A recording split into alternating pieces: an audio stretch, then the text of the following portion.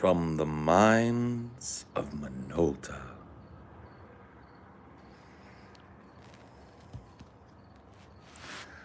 From the mines of Minolta.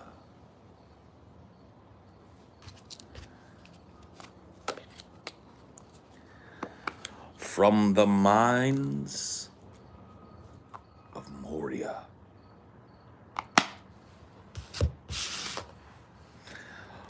From the mind of Minolta. Dude, I could have been in those commercials, bro.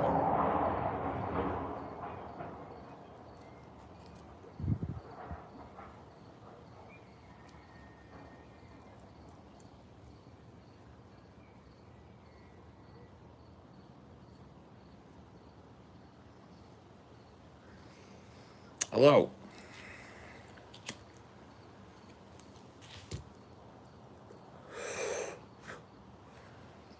Hello. Good evening. How's everybody doing? Light them if you got them. Smoke them if you want them. It's time for another one of these. Whatever these are. What is a Highdeology?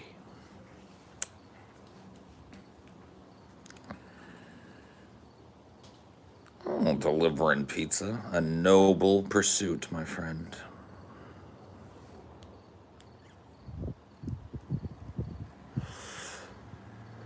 It's my worst injury.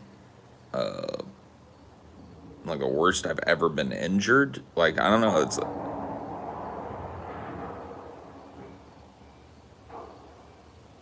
They're doing some shit with a train over there. Thoughts on banning dihydrogen monoxide? Dude, let's do it now. Let's do it now.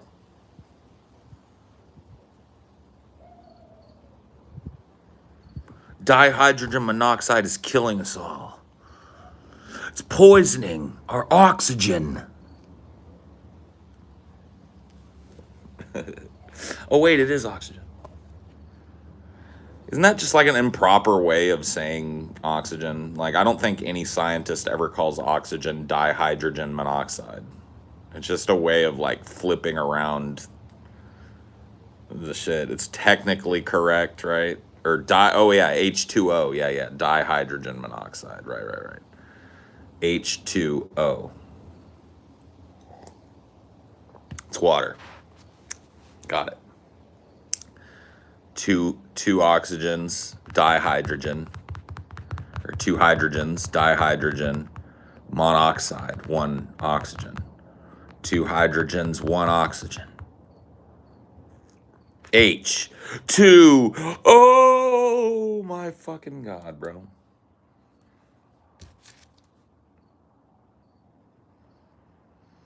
Hello. Thank you for the $5. It's water. Go back to chemistry class, bro. Dude, I never took chemistry.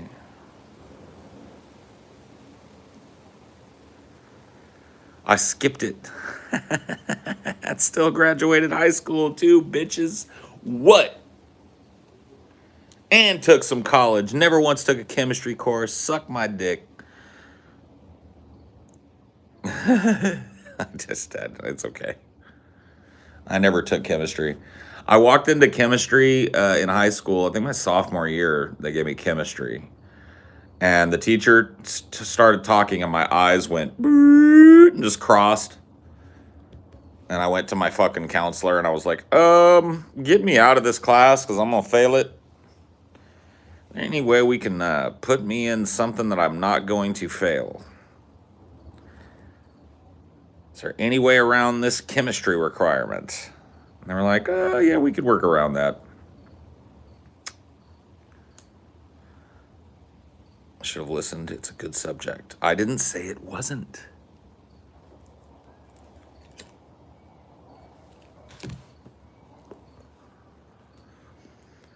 I was able to take forensic science instead of chem. It was dope.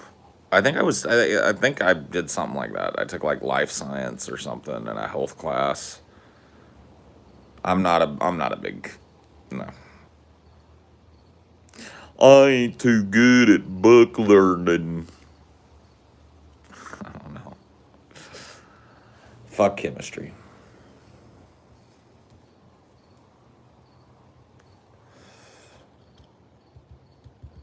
I don't even want to talk about physics or math or anything else. Look, there are certain concepts that elude me as a person. Chemistry, complex biology, mathematics, these are among those things. There are many things, but the inner workings of this planet that stymie and confuse me. I'm but an ape, staring at itself in the reflection of a pond, pondering its existence. It watches its face disappear amongst the ripples.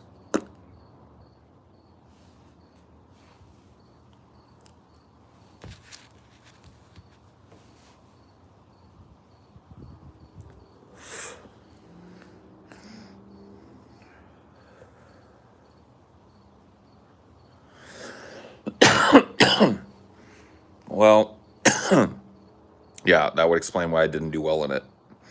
I was the kid who was the best at math and worse than everyone and everything else. Hey, good on you.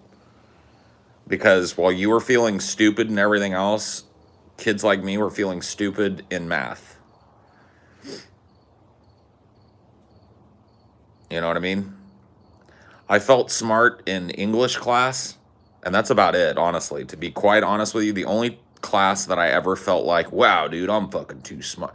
Like I had that smug kind of like, I'm too smart for this motherfucking class, was every English class I ever took. I feel like I was prepared for and I'm not even bragging about this. I feel like I was prepared for high school level English and probably could have passed it in the 6th grade. Even the honors English class I took was just reading comprehension, basically.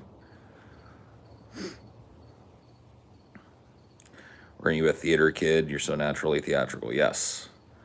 I was king theater dork. No. I went to a school where theater was not all that nerdy and shit.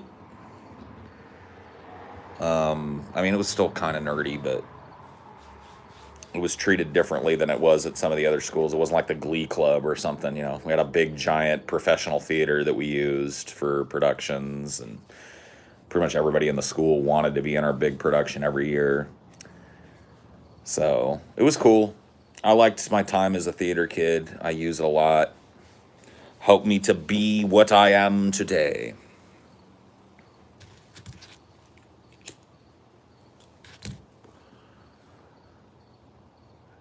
I am what I am, and that's all what I am.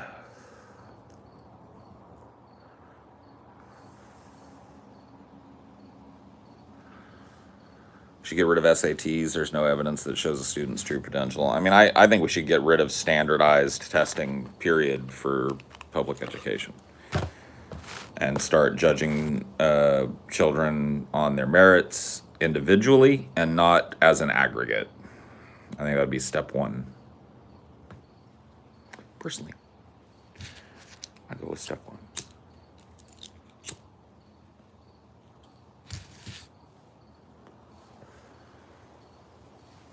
Teacher evaluations instead. I mean, maybe. I'm not hostile to teachers. You have to understand that the problems in the school system are much more nuanced than just bad teachers and shit. A lot of the teachers are quote unquote bad teachers because they've been utterly broken by the system, and replacing them and bringing in a new teacher to be utterly broken by the system doesn't solve the goddamn fucking problem. So I'm not an anti-teacher guy. I just think there needs to be a mechanism by which the worst among teachers are capable of being gotten rid of and not just shuffled around from school to school like pedophile priests in the Catholic Church. Not alleging any pedophilia, but just giving an example. They suck in this class, they're going to suck in their class at another school.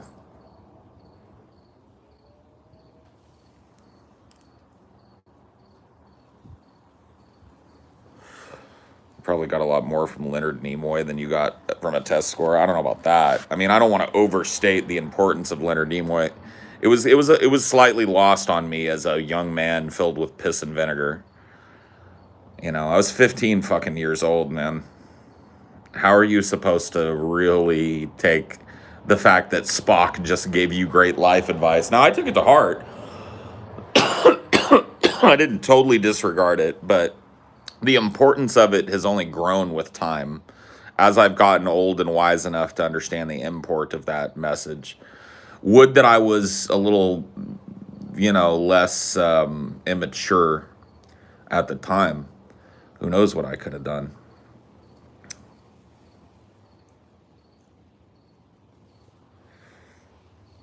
But whatever. You have to forgive yourself for being a young person.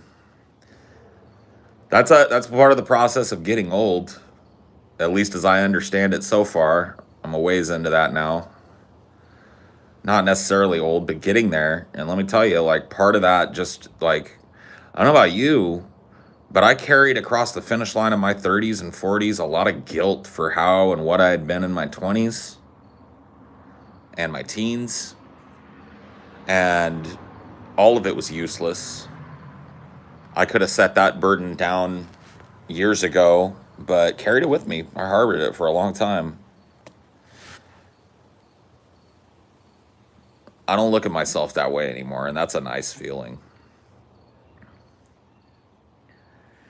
Do you ever think that you will try theater again? It's not about trying theater. I either do theater or I don't do theater. And right now, the unfortunate truth of the matter is that I just do not have the time to devote to a production of any scope.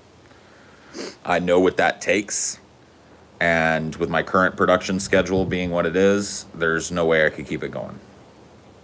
Maybe sometime in the future. But as it stands right now, it's just not something I can squeeze in as much as I would like to.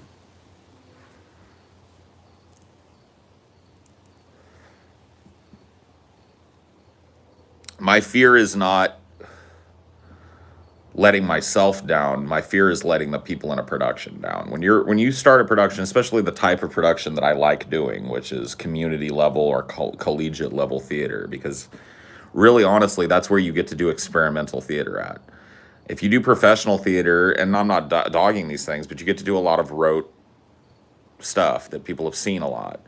Because I did a lot of collegiate and community level theater, I got to do a lot of weird shows that I never would have gotten to take part in, and that's what I really loved about that level of theater. So, those productions are a labor of love. They require everybody that's in them to not only be actors, but set builders and every other type of stagehand as needed, as necessary to fill in when you need. And so you have to, it's a fucking process. You have to devote your life to it for a couple of months to make it happen. And I just don't have a couple of months. I just don't.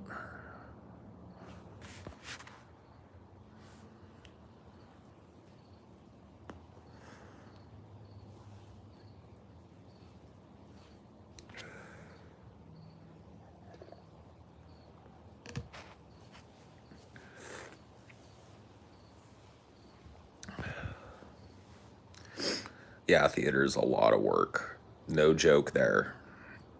It's such fun work though. It's so amazing to watch. It's like the art of creation, right? It's like you sit down and all you've got is this book, and the magic begins on day one read through with primary cast, where you all get together in a very casual setting and you sit around a table and you do a read through the script and you laugh at the funny moments and you realize the potential of the script as it exists within the way it's been cast. You see the strengths and the opportunities of each person on the cast, and that magic starts that day. And from that day, for about a month, your life is dedicated to giving birth to that show, to honing it and refining it, sharpening its edge, and making it something that's fun and engaging and engrossing and suspenseful to watch. And then you spend the next, 2 weeks to a month running that show. And that's the birthing process, right? That's where you get to take all of your hard work and your dedication in front of an actual audience and get their reaction. And it's beautiful. It's great, satisfying work. but it's very hard and very time consuming.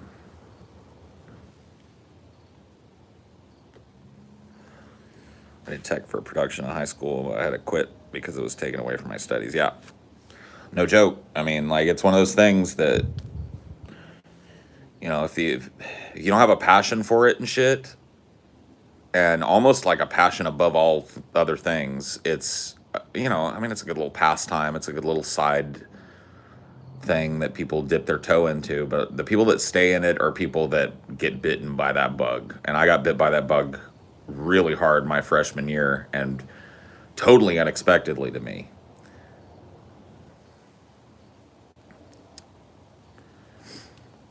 Yeah, taking a bow. I mean, the bow is always kind of cringy to me, to be honest with you. To me, the audience feedback that I relish the most is that energy flow in the moment. When you tell a joke and it lands and you hear that audience, fucking roar with laughter, and you have to pause what you're doing on stage and, hold a face and mimic that you're just pausing between letters to have them slow down. Or when you hear that gasp when something unexpected happens. Like, I used to love the intake of breath I would hear when I pulled the gun out in Anna in the Tropics. You could feel like a bunch of oxygen go out of the room as everybody that was in the room just went like, you know what I mean? Then they saw the gun. It's just like, there's something so fucking magical about being in the moment and chiseling through people's rational perceptions into their willing suspension of disbelief.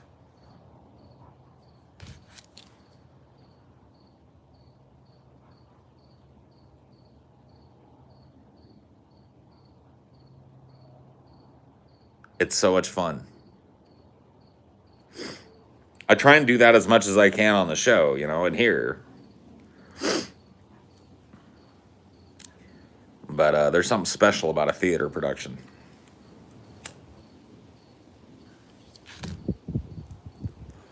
For sure.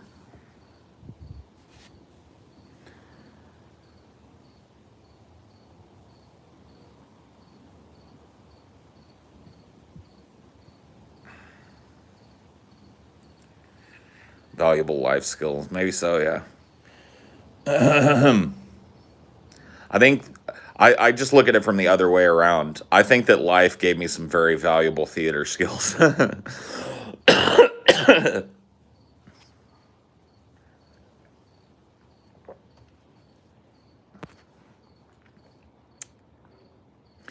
have terrible stage fright. It's all good. It doesn't make, it doesn't speak to anything positive or negative in a person that they're an actor or don't have stage fright or do. Every actor, experiences some anxiety before and during a performance. The art of acting, I've found, is finding ways to channel that energy into your performance. Whether it's subsuming it so that a brooding and quiet character gets ever more dark and brooding, or allowing it out so that a frenetic, high energy character is even more over the top. There are different ways that you can harness that fear. Now, some people have anxieties about being in front of crowds to the point where it precludes them ever doing something like that in front of a group of people. And there's nothing wrong with that. But I don't have that.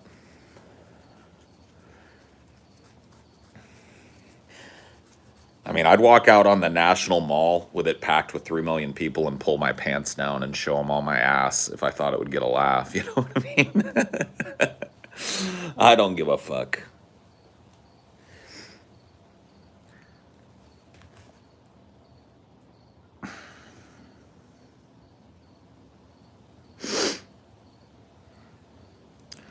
Performance for me is a lot easier because I know what I'm going to say and I can perfect it. Yeah, agreed. Someone who has acted myself, I love the energy of the room. Makes it all worthwhile. Absolutely, you are right. You are correct, sir. I get a little taste of that when we do meetups. We do our little live show. I get to do a little like improvisational stand-up set / talk with the audience, and I get a lot of laughs and reactions out of that, and it's fun. I used to be a saxophone player in my high school orchestra band. Right before all the performance, I get that nervousness, but usually I go into the songs, I just jump into it. Yep. You harness it, put it into that performance. Let that nervous energy make those fingers fly.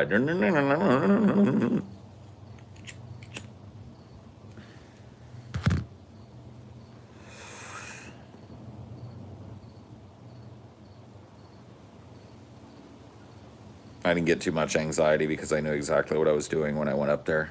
Yeah. Well, I mean, you can be prepared as you want. Shit happens up on stage. You do enough shows, you're gonna fucking flub a line. You're gonna drop. You're gonna lose your place. It's just gonna happen, man. I don't care if you're a professional actor that's done 1,000,000 shows or an amateur actor that's done 1 or 2. Eventually, your day is coming up on stage where your mind just goes. Your fun and passionate love fire signs. Oh yeah, us Aries. Angsty though we're supposedly supposed to be. It's so easy for me to read horoscopes and look at it and go like, oh yeah, that's me. But if I read, if they swapped out the Taurus horoscope for the Aries horoscope, I'd be like, oh yeah, that's me. A total Pisces. I don't know, bro.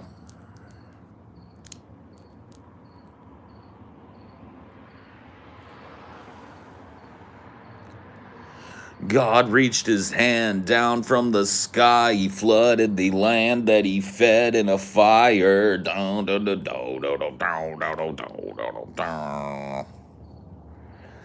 He said, fear me again. No, I'm your father. Remember that no one can breathe underwater.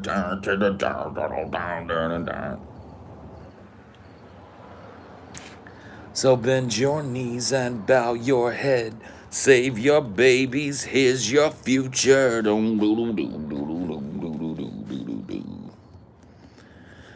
Here's your future.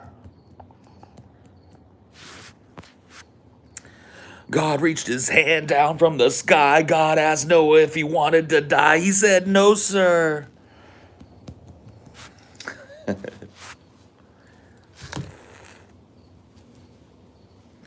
So we're packing our things, we're building a boat, we're gonna create the new master race because we're so pure. Oh Lord, we're so pure.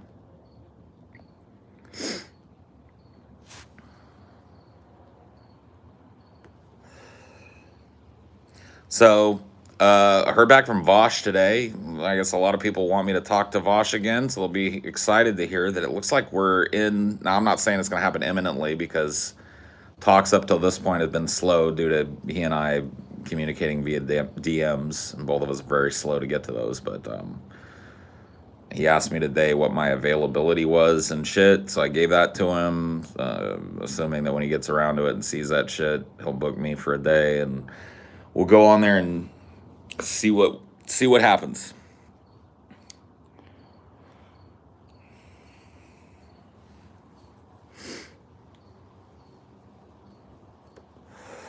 I've got to tell you guys that I plan to take a slightly different tact, or at least try to this time around.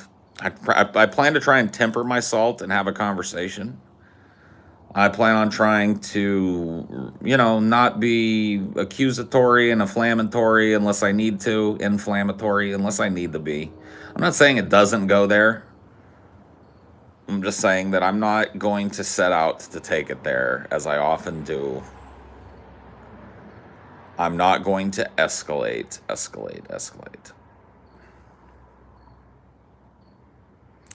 I do think that my antagonism last time, while I personally believe that the antagonistic tact that I took was warranted, that doesn't mean that it was perceived well.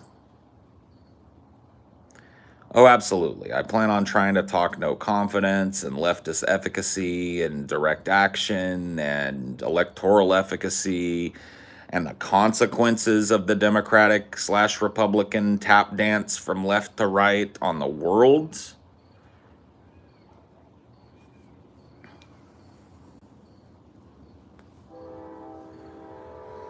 But I gotta understand that I'm walking into somebody's house who, yeah, like I've seen Vaush get fucking mad and yell and scream at people, but it's in a very different way. And maybe not yell and scream.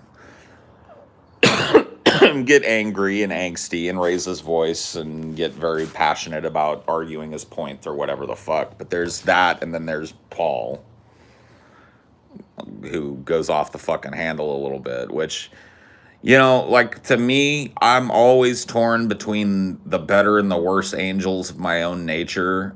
You know, I'm always torn between trying to temper those instincts and going, fuck tempering those instincts, get in somebody's face now. Get in their face and make them defend their fucking ass showing bullshit. And I got those two sides in my head that go like bang, bong, bang, bong, bang, bong. You know, and I'm trying to walk the line betwixt the two.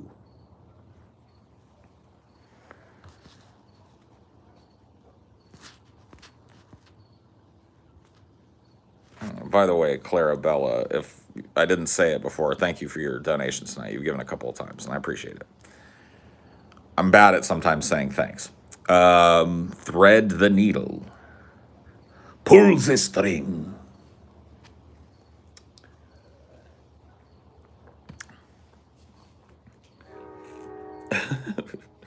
My problem is, guys, ultimately, I'm a little bit country and a little bit rock and roll.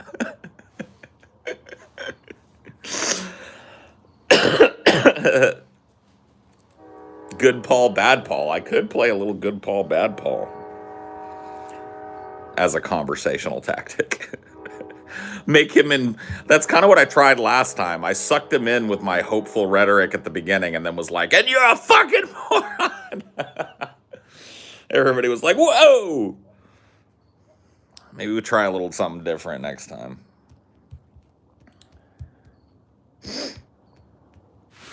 Make him question your sanity, dude.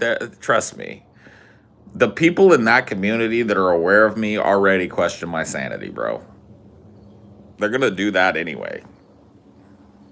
Gaslight Vaush. Oh my God. Oh yeah, dude. I'll put on like some voodoo face paint or something. You know. Tone down evil Paul. But angry, abrasive, evil Paul wants so much to come out. He so desires to come out and play with you all every day. And there's a part of the duopoly that is Paul that believes that that's the right choice. I'm not going to lie to you and tell you that I'm winning the battle against bad Paul. If such a thing exists. Money, now I go to bed. Thank you, Tucker. Angry Paul is funny. Is fun at times. Yes. Paul's trying to speak and the train's rolling by. I just spoke through the train.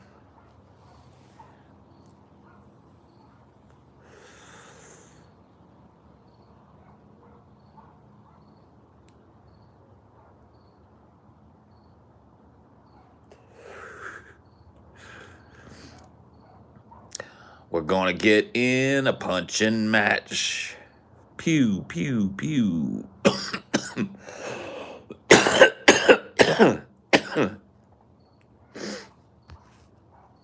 Dude sampled me screaming at Chad and made an EDM track with it. Cool. God damn you, weed. Why must you be so goddamn good?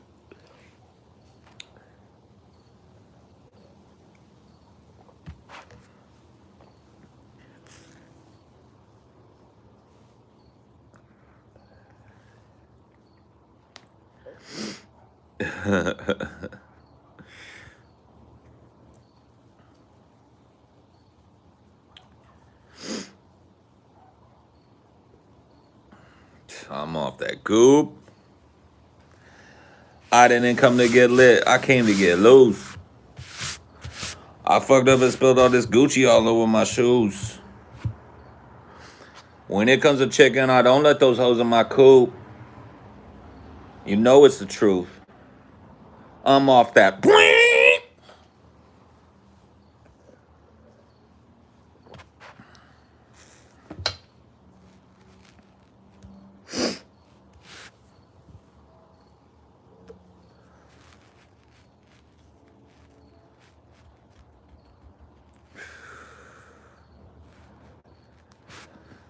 There needs to be Angry Paul VR game. I want to stare into Paul's eyes and see all that rage and passion. Already got a rapper name, baby. Fat Paul is terrible. With a PH too. Man, no. Let's not call attention to things that people already know about us.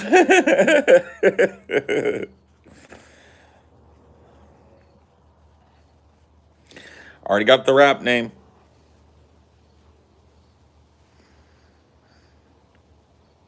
Don't need it. Don't need it. Don't need it. Don't need it. I'm with the French. Call me Beauregard. That's it.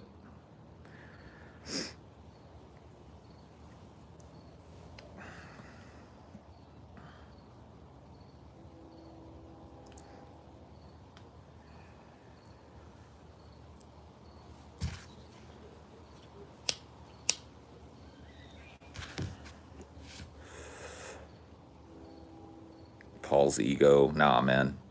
I can't have that. I just heard some foxes, by the way. Doing foxy things. Yeah, that's right. My alter ego works with Marshall Manson. And they make amazing trap music together.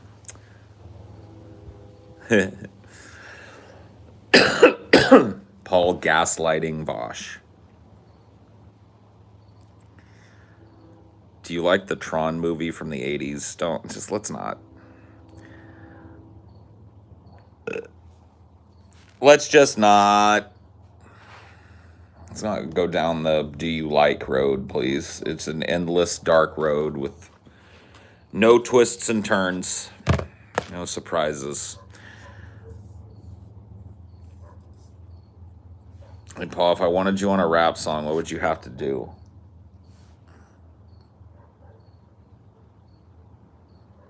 Don't approach me with talk unless you got cheese, homie.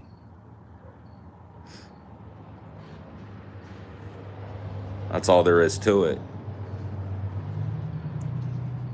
And that's not Paul talking, that's Beauregard talking. You better, you can't fuck with me. Would you allow yourself to be stranded alone on the moon for 24 hours, enough oxygen in the suit for 26 hours, remaining calm for 100 Bitcoin? Stranded on the moon. So I got enough oxygen for 26 hours in the suit. Long as I stay calm and I get 100 Bitcoin. Yup. Fuck yeah, 100%. Put me on a goddamn ship, land my ass on the motherfucking moon, and you may as well just forward that fucking 100 Bitcoin straight to me before, because I'm getting back on the goddamn rocket and I'm coming home to spend my Bitcoin.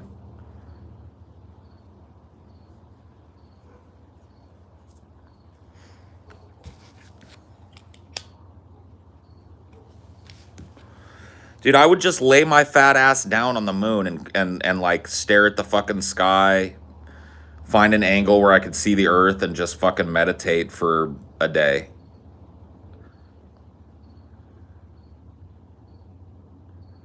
Yep. I would just occupy myself with thoughts on how I'm going to spend my money when I get back to Earth. Beauregard is hard to spell. Oh, man, I'm sorry.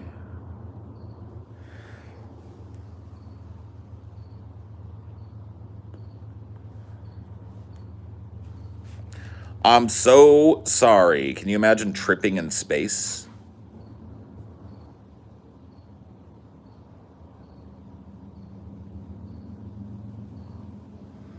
Can you?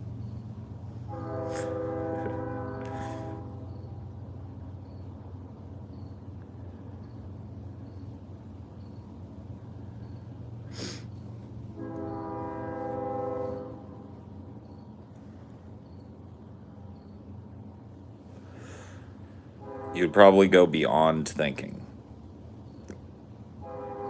I can barely imagine tripping here and now in the real world, you know what I mean? Shoot me out into space.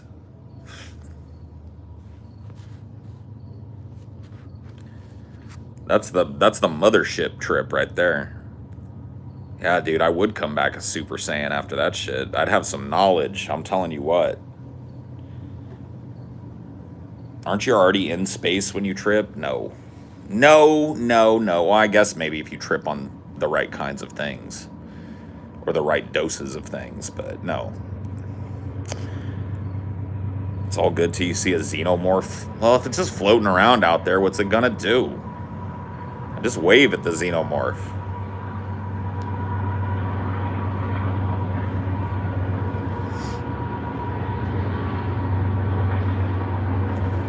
Yeah. Offer the xenomorph a hit. Just be like, that little mouth comes out. It's like, shh.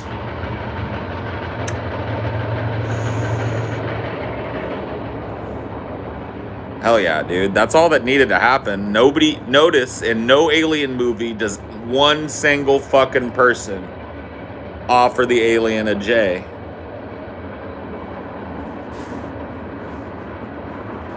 And just say like, dude, can we mellow out for a second?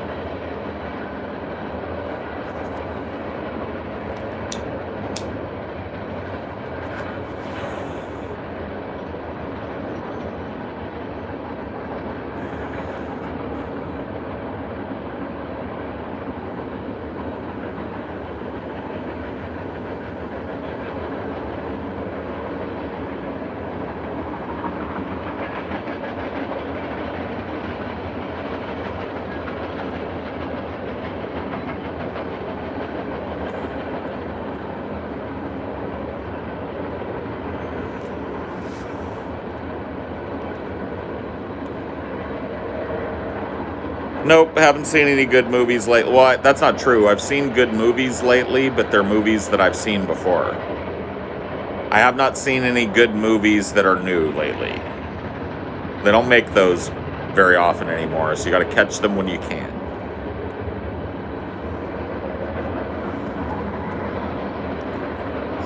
I'm hoping that Dune is the next good movie. Come on, Dune. Dune.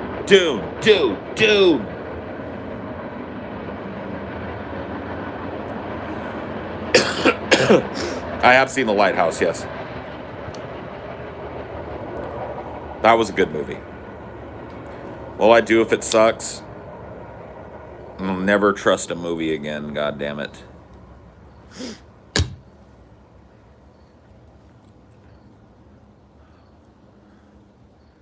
It's like the first time you give your heart to another person and they squish it. You ever had that happen to you? Anybody ever just given a person their heart? Just like, and they take it and they just like, and you're just like, oh.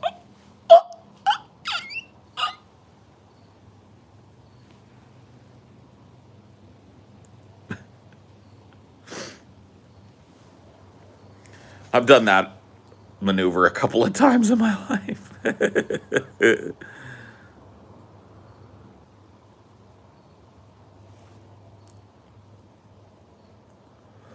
I think that has to happen to you a couple of times in your life. I think people's fear and aversion to that keeps them from growing as people, man. You gotta have you gotta get with a sociopath or something.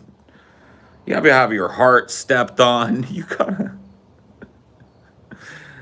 You gotta be crushed, bro.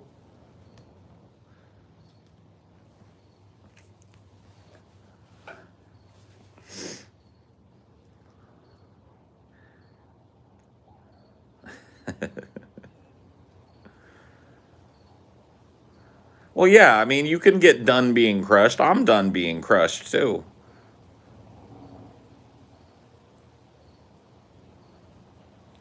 She went back to her ex because he had more money and a car. Did not know that for a month.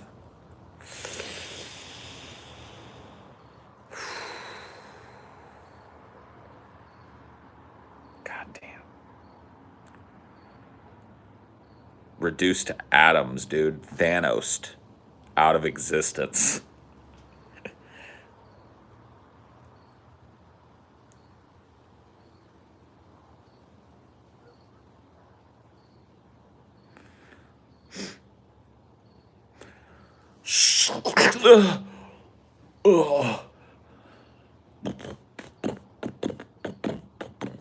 Here's my heart, baby.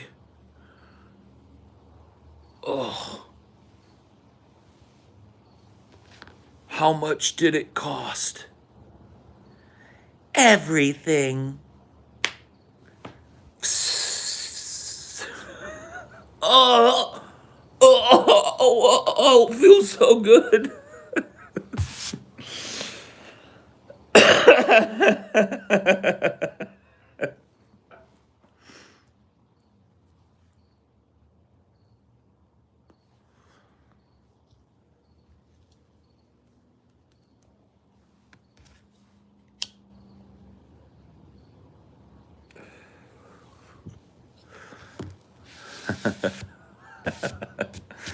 It's good to be able to look back on that shit and laugh a little bit about it, honestly. You know what I mean? Because I definitely wasn't laughing at the time. Shows that you've, you know, the scars, the cut has scabbed over or whatever, you know. You're as on the mend as you can be when you can look back at that shit and chuckle at it. It's rough stuff, love. We're probably man's most important endeavor, and I don't mean man to be gender exclusionary. I mean mankind. Probably our most important endeavor is to love one another, if you really think about it. And I know that sounds hippy-dippy, but let me fucking fill in the blanks, okay? Don't judge me because I smell like patchouli oil. Listen.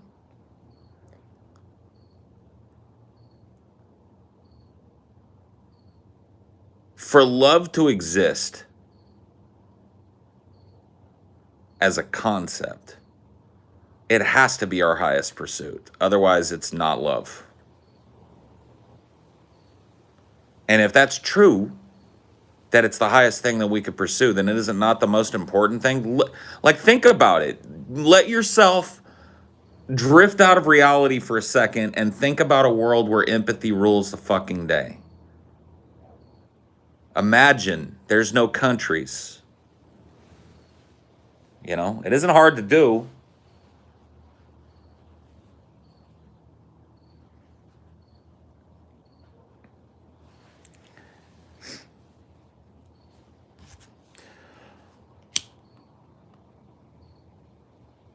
The greatest thing you'll ever learn is just to love.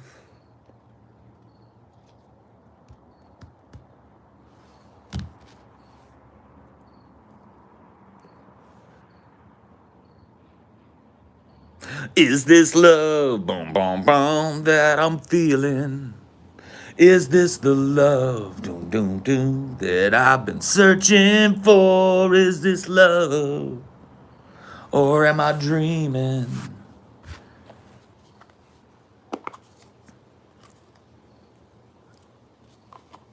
Put a little love in your heart. You guys aren't going to get this non-salty shit out of me very fucking often, so you better lap it up when you get it. It's like a saucer of cream when usually all I do is sprinkle salt on you. You listen to me when I talk to you about this shit. Love is a noble pursuit, and it makes absolutely no fucking sense, and you still got to go do it. And I'm not just talking about romantic love. I'm talking about the love that exists between two beings, not even two humans. Love.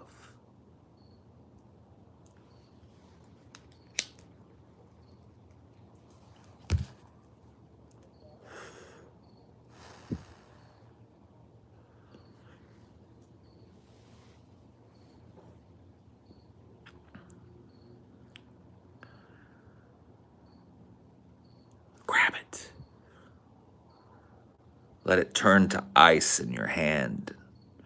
Freeze your hand and hold on to it for too long, and then finally let it go and find out that it was nothing but water all the time. Swear to yourself you'll never grab another piece of fucking ice again in your life. And then grab it again.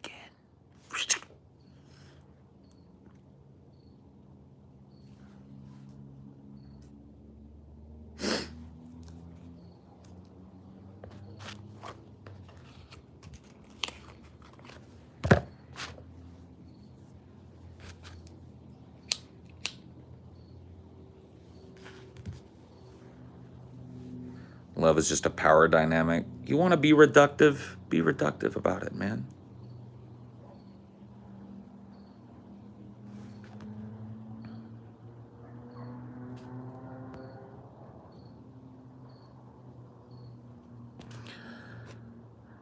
You will someday, lobotomies and monopolies. You will. Love is a noun. Love is a verb. Love is a concept. Love is a philosophy. Love does not exist. Love is a chemical release in the brain.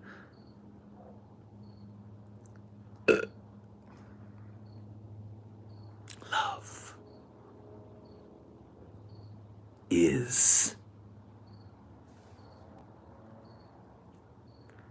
You're afraid of love? You should be. You should be. It's like touching a hot stove. It's like grabbing a fucking double-bladed sword that weighs 10 pounds or something. You could damage yourself with that shit. You should be afraid of it. You should have a healthy respect for it. You shouldn't throw it around lightly. What is love? Baby, don't hurt me. Oh, whoa, whoa, whoa. Yeah.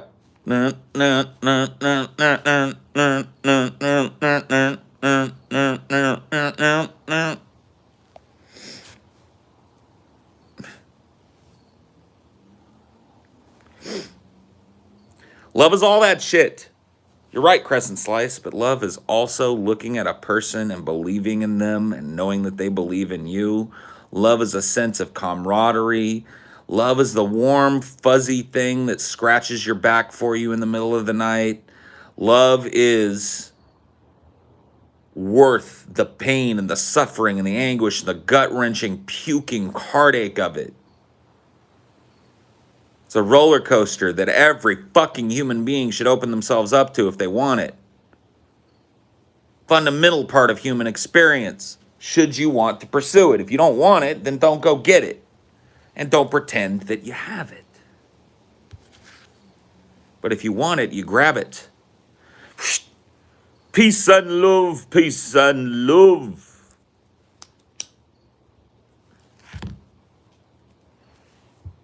Think about it, though. Think about if the hearts of Israel that are so hardened against the people of Palestine that they would watch them be fucking obliterated from the map were just for 1 second opened to the possibility of loving those people. Don't hurt me no more. Exactly.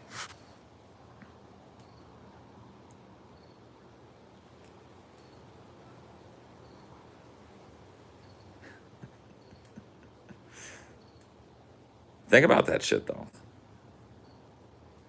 What could it solve? What if we took that Christian ideal of love thy neighbor as you love thyself, right? And we applied it to the best of our fucking ability in this world. And think about what would happen. Think about the love revolution that would take place on this planet. Get me to Congress. Ladies and gentlemen of Congress, thank you for assembling here today. I bring to you a solution from the people. Love is a battlefield, true. We stand! Heartache to heartache.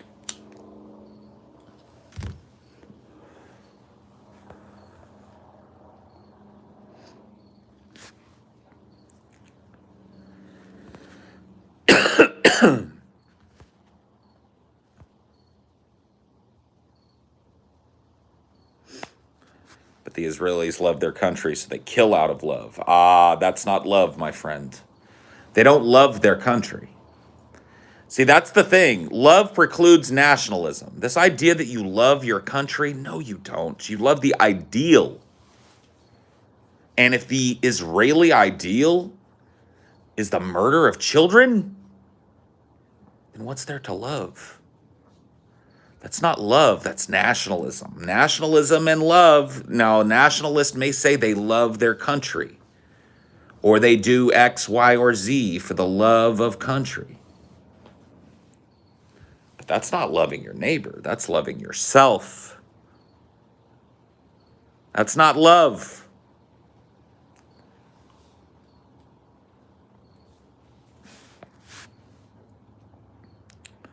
That's one piece of a two-piece puzzle.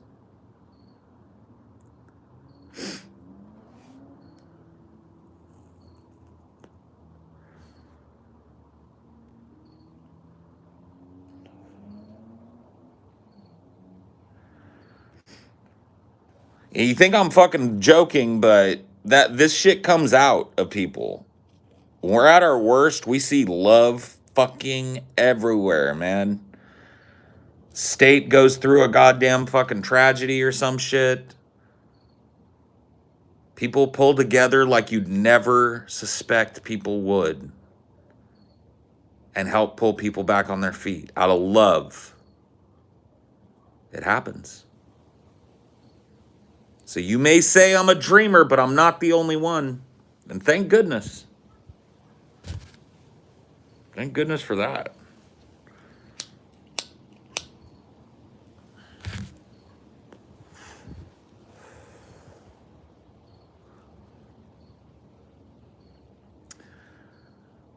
You know, there are people that would listen to this talk and, you know, about the concept of love.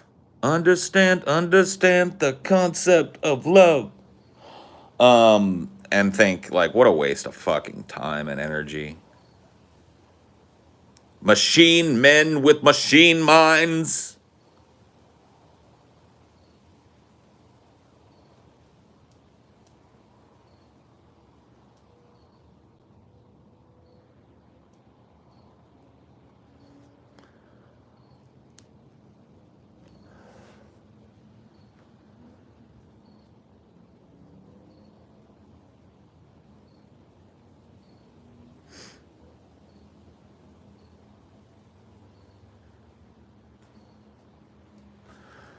This man, he defeated me. And when it came to the end, I couldn't look him in the eye.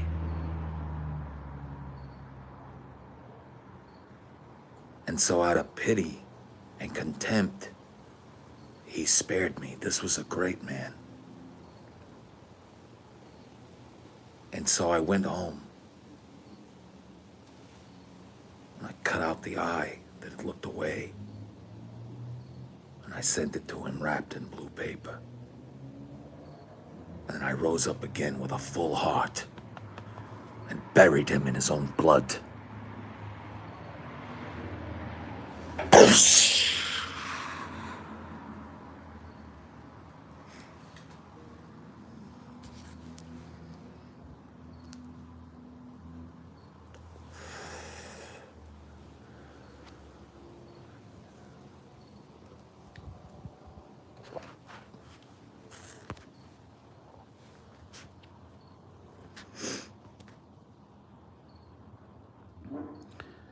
See Michael Jackson as a kid.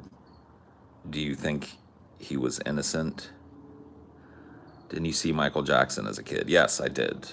I saw Michael Jackson on the Bad tour.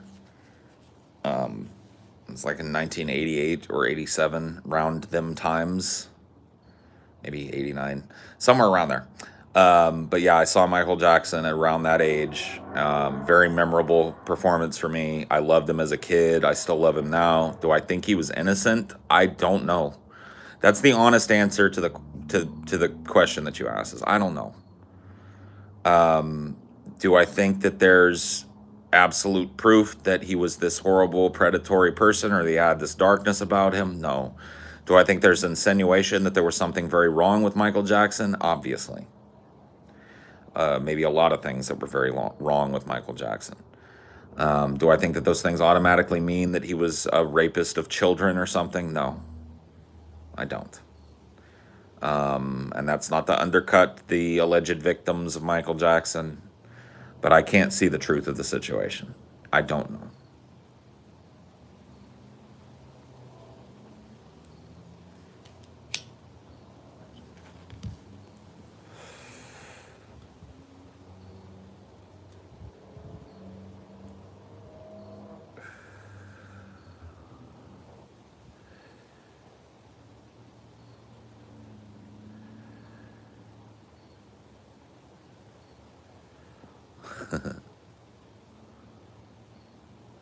Randy Newman and fucking Louis Armstrong doing a duet on "You Got a Friend in Me."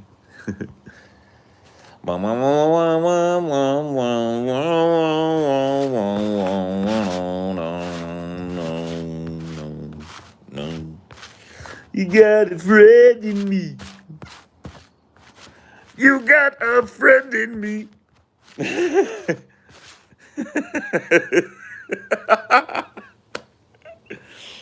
Oh, yeah, I could hear it. It would be great.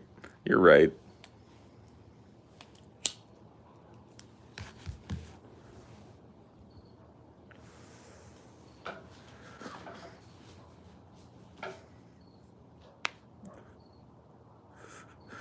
No. Ingrid just descended into the cringe vortex.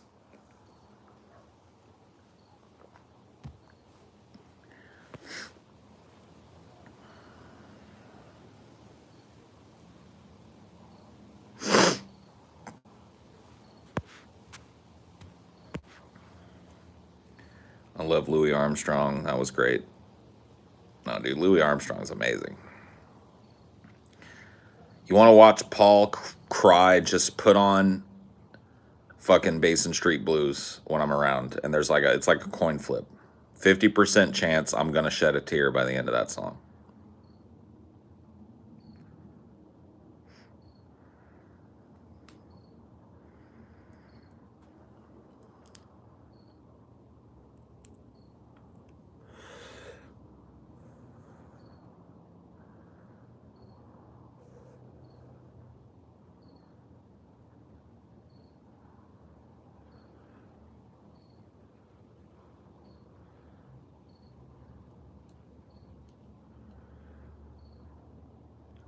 Makes you nostalgic for a time that you never lived in.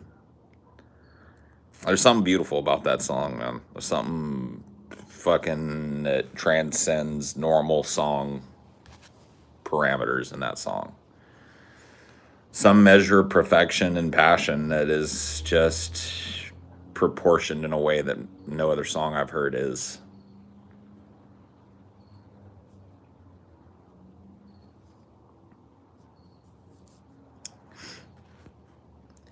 I want to see Thanos snapping scene, except all the Toy Story characters are dying. Man, what kind of fucked up childhood did you have, bro?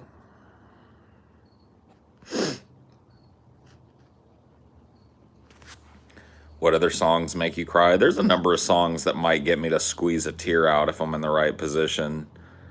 Time After Time, by Cyndi Lauper. And True Colors, also by Cyndi Lauper. I guess Cyndi Lauper makes me want to cry. True Colors, especially. Oh my fucking god, dude! That song. If I'm in the right position, I'm about to cry. If that song.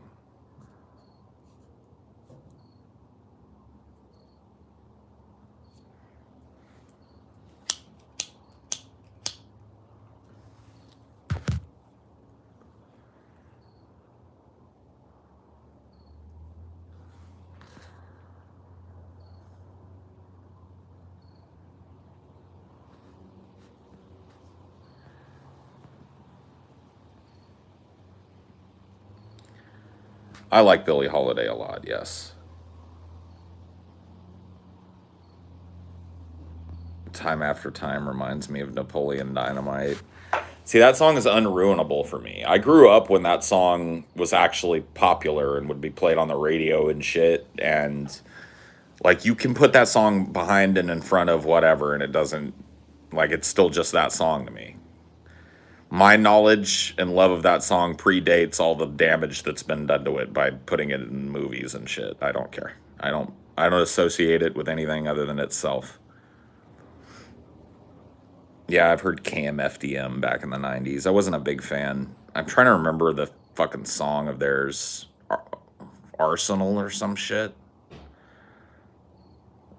They had a popular song for a while that I remember, KMFDM. Well, hello there, beautiful. How you doing? Yeah? Probably want to add to it, but... Well, that's all good. I really appreciate it, baby. Amelia helping me stay on top of my research. You guys should all thank Amelia, by the way. She has been a secret force and a very unassuming and non-fucking... She doesn't brag to anybody about it, but she helps me a lot with my research. You didn't have to say that, but thank you. Well, it's true. You deserve... You deserve to be known. You're too sweet. Love you. I love you too. She is my better half after all, yes. True that. In every conceivable way, dude. Not every. I mean, come on, let's be real. You're better at me at a lot of things. Like what? Like lifting, putting things together. Oh my fucking god, though, bro. I mean, like, yeah. I'm like a slightly skilled toddler. You know, congratulations. I mean, you fix things, you're a good problem solver. Yeah, really good. I'm also a very good problem creator.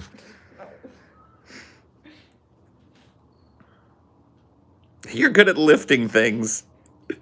I'm not even good at that. My back is fucked. That good with rock, yes. No, I mean... Well, I mean, that's the man thing that you always want to do.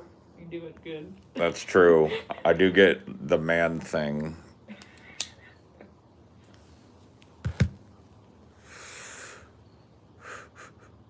I didn't mean to diminish you by saying you lift things good. It just like you didn't. You gave me too much fucking credit as it was. Trust me. No. Just take the damn compliments, Paul. I don't. I'll fight every goddamn step of the way. That's what I do, dude. When people try and compliment me, I jokingly dismiss the compliment. That's the way I say thank you for the compliment. I undermine myself rather than accept the compliment. You grow a beard better, I'm assuming. Well, yeah. Yeah. I mean, I got some fucking annoying chin hairs, which are definitely not a beard. Well, what woman doesn't have annoying fucking hairs that sprout? It's just normal part of being a woman. People, I don't know, dude. This, like, standard of beauty that's applied to women. Now, don't get me wrong. I appreciate beautiful women, but this idea that a woman has to be this hairless Barbie doll of a thing, it's like, oh my God. I never subscribed. It's like, please do whatever you want and look however you are.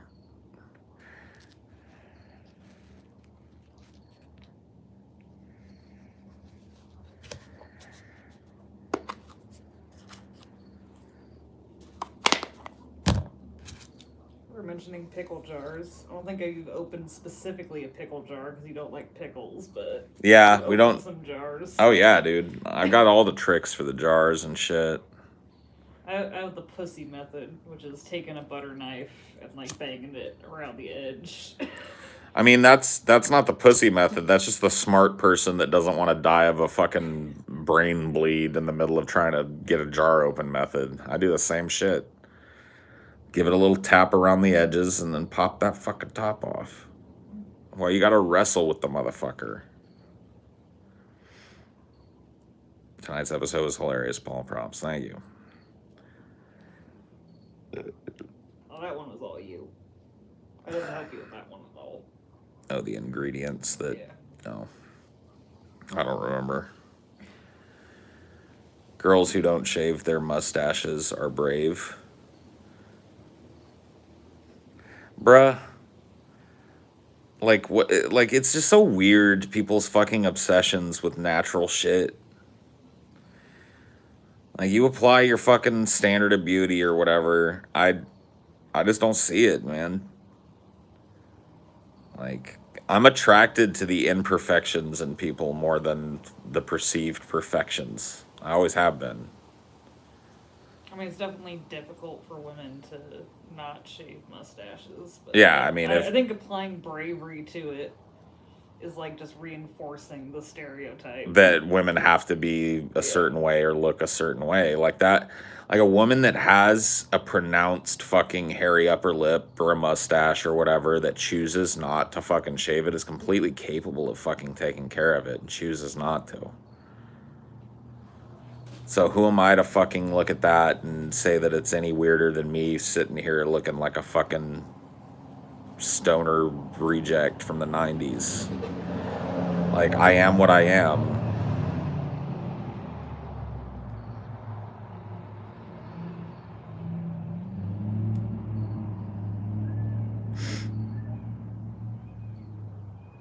So you'd make out with a girl with a mustache?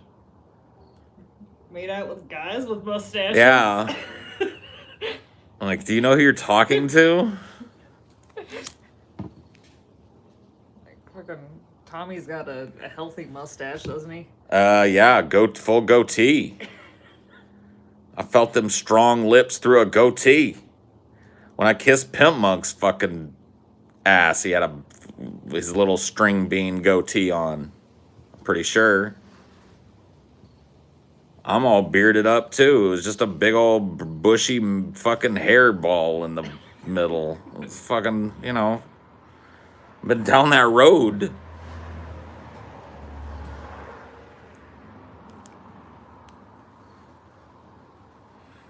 That's true. I don't think it's as pronounced when it comes to men, but like, it's different, right?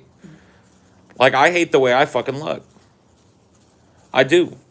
Like, and it has nothing to do with other people's perceptions of me, because I know that the people that I care about, that care about me, don't look at me and size me up by what shape this part of my body is or how much fat I've got here or that or this or that or this.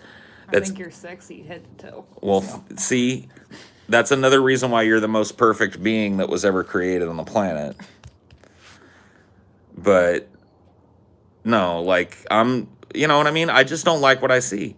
As I've gotten older, I've liked what I see more, but, you know, I'm not a very body positive guy. I tend towards the negative when I look at myself. So I got a big giant fucking ego about it. I don't, you know, look, I'm at an age now where I can go, like, I'm not fucking plug ugly. Like, I clean up all right, but I'm not like, dude, I'm not. You understand the standard of beauty that's like fucking put onto guys is this unattainable washboard abs Brad Pitt eternal youth thing. You know, where you slowly but surely age into a grizzled Brad Pitt, you know? And it's just like, that's putting it a little that's overstating it a bit, okay? But the point is that as little girls are being barraged with this unattainable beauty standard, and by the way, this is only accelerated in modern times. This has only gotten like more and more pervasive as the internet has happened and has, like, you know, it's just, little girls are exposed more and more earlier and earlier to a completely and oftentimes false standard of beauty. Like on Instagram, sometimes these Instagram models, they edit their shit, they airbrush their shit. There's no way that they could even look like they look, right? And that's not shitting on them. Like, I'm not shitting on the models that do that. I don't think that they're necessarily trying to hurt little girls. But the overall cultural narrative is a little girl sees that and says, that's how I have to look. And if she's genetically just not predisposed to being wafy and wispy or proportioned in the way that these girls are, you know, that's why I did an episode today about breasts and the way that the breast has been presented in the 20th and early 21st century. Real quick, thank you, Onion Knight, for your donation. Oh, yeah. Thank you, Onion Knight. Sorry about that. Sorry I missed that. Boobs. Yeah, boobs.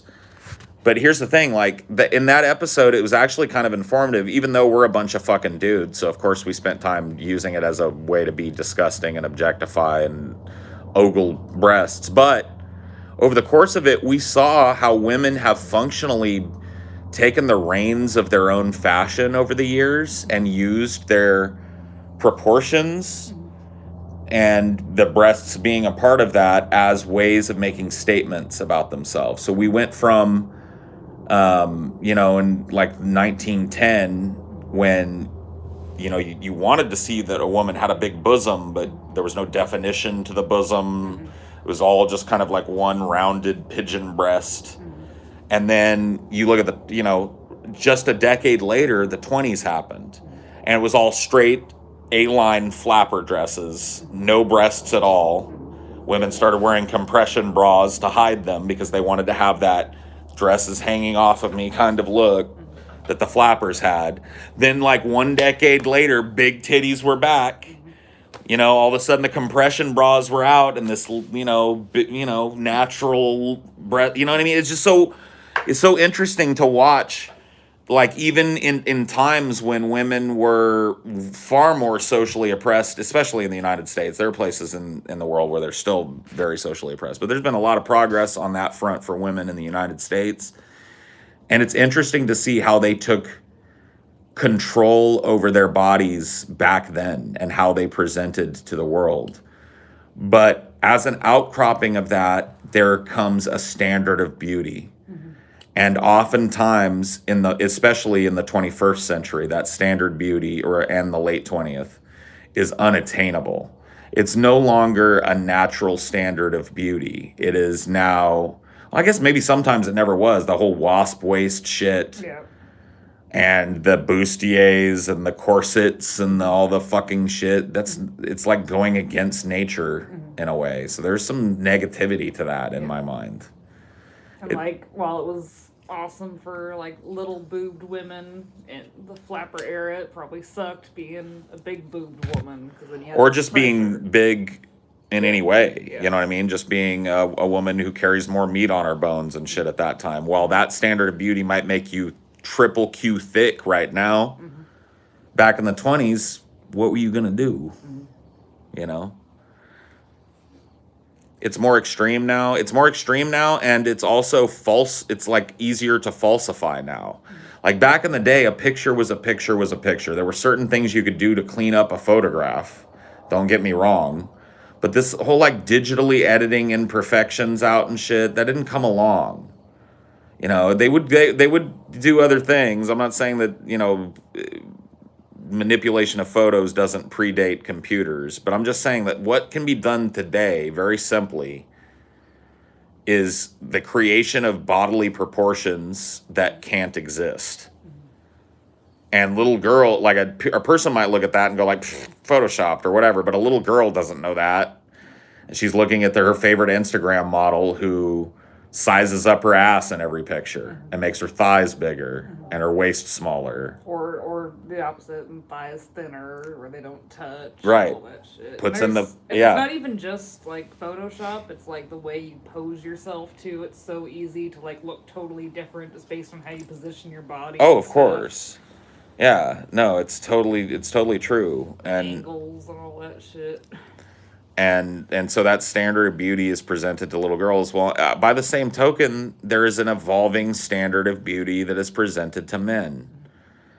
And a lot of men cannot conform to that standard of beauty on any fucking level. Look, fat dudes have never been on that list.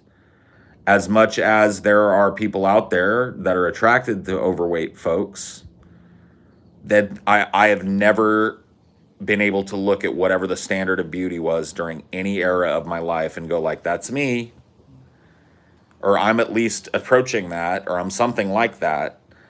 You know, so as a dude, you have to understand, as a little boy, this has, you know, I'm not saying it affects me the same way as it affected little girls or trans women who were growing up before they transitioned, but I'm just saying, like, it's a very unique experience being a little boy and growing into a body that doesn't look anything like Jude Law or Brad Pitt or fat guys Colin Farrell or whatever the fuck. The fat guys that are represented are more just kind of like used as tokens.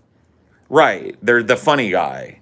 Or like, even if they do like present them in a favorable way, it's Sure. still like a token. It's like, right. Here's our one fat dude. One of the first times I saw a fat guy portrayed in a way that made me feel cool was when the first time I watched fucking The Sopranos, because it was actually a joke in The Sopranos. Like, the FBI agents would all be like, they called him Barney Rubble and shit. But all these beautiful women fucked him throughout the whole shit. Yeah. You know what I mean? He was clearly like desirable on a number of levels, and not just for his money. Yeah. And you know, that was a cool show to see because, you know, Gandolfini's a big dude in that show, and he's made fun of in it, and it's not like it's not addressed, but for most of that show he goes forward, you know, not like a fat fuck. Yeah. And that was cool.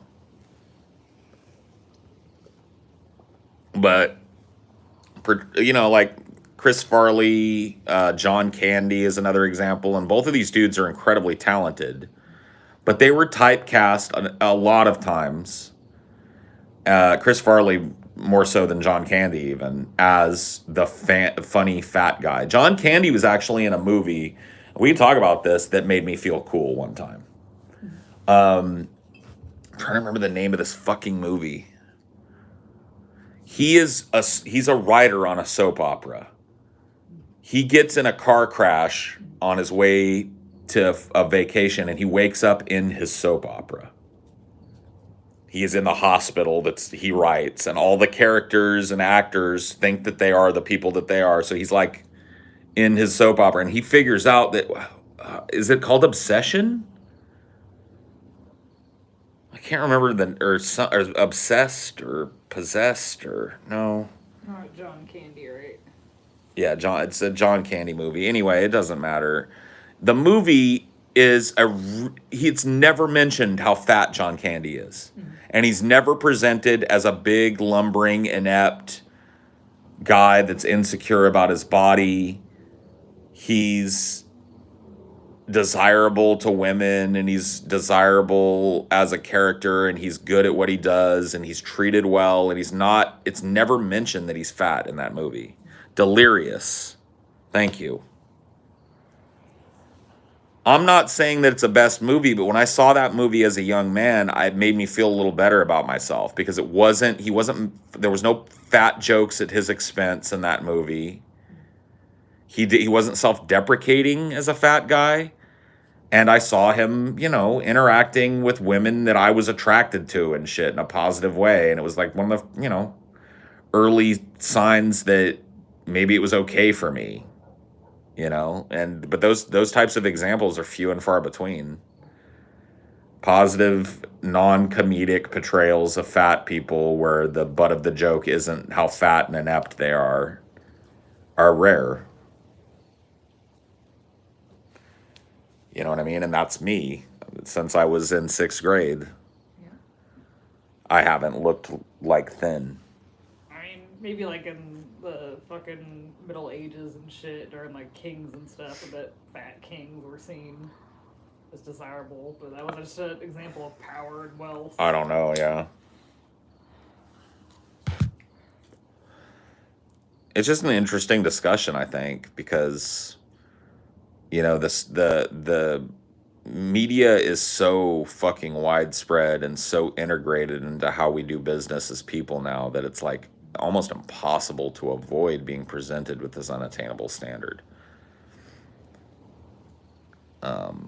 And so psychologically, what it does, generationally, what it does to people that can't conform to whatever that standard is in some way that's either outside of their control or just outside of the standard of beauty itself, is like, well, you know.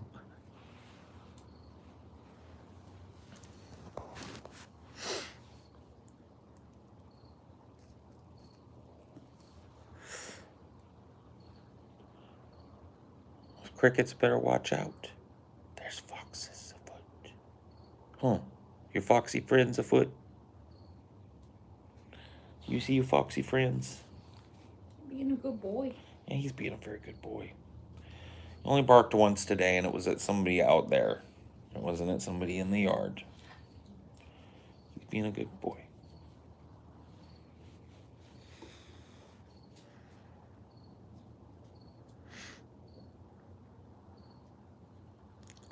I'll try and show you if he comes up to me next time, but you know how camera shy he is. I'll turn it on and he'll just, he won't sit still for it. He's very cute though. You wanna go see Daddy? Come here. See? The second you do it, oh, you want a peach? You let Mama do it. Let Mama do it.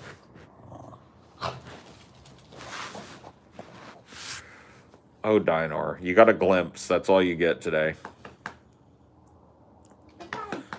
So does this mean if we do hit the singularity and we all live in computers, everyone will be hot in those computer-generated realities? I mean, what is hot will probably change in a computer-generated reality, because if everybody attains the status of hot, then nobody's hot. See what I mean? Like, if everything is terrible, then nothing is. If everybody's insane, then the sane are insane.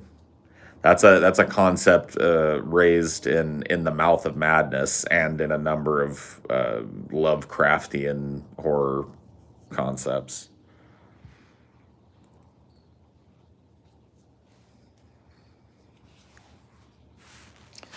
In a world where everyone is insane, the sane man is in the madhouse. I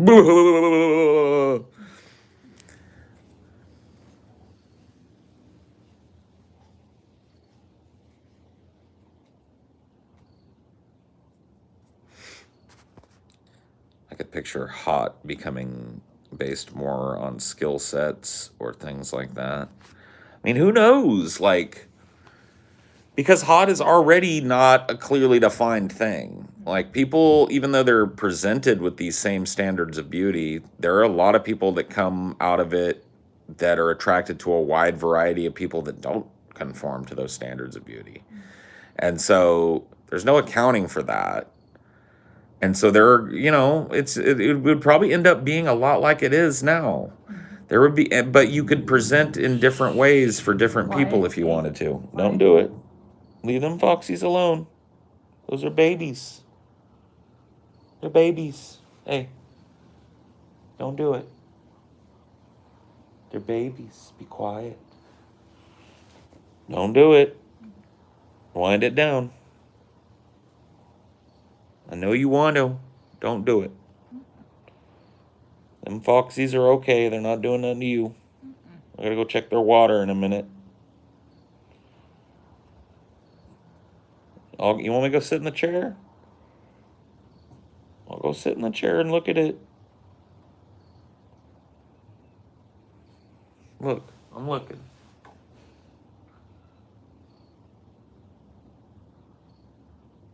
See? I'm looking. I don't care.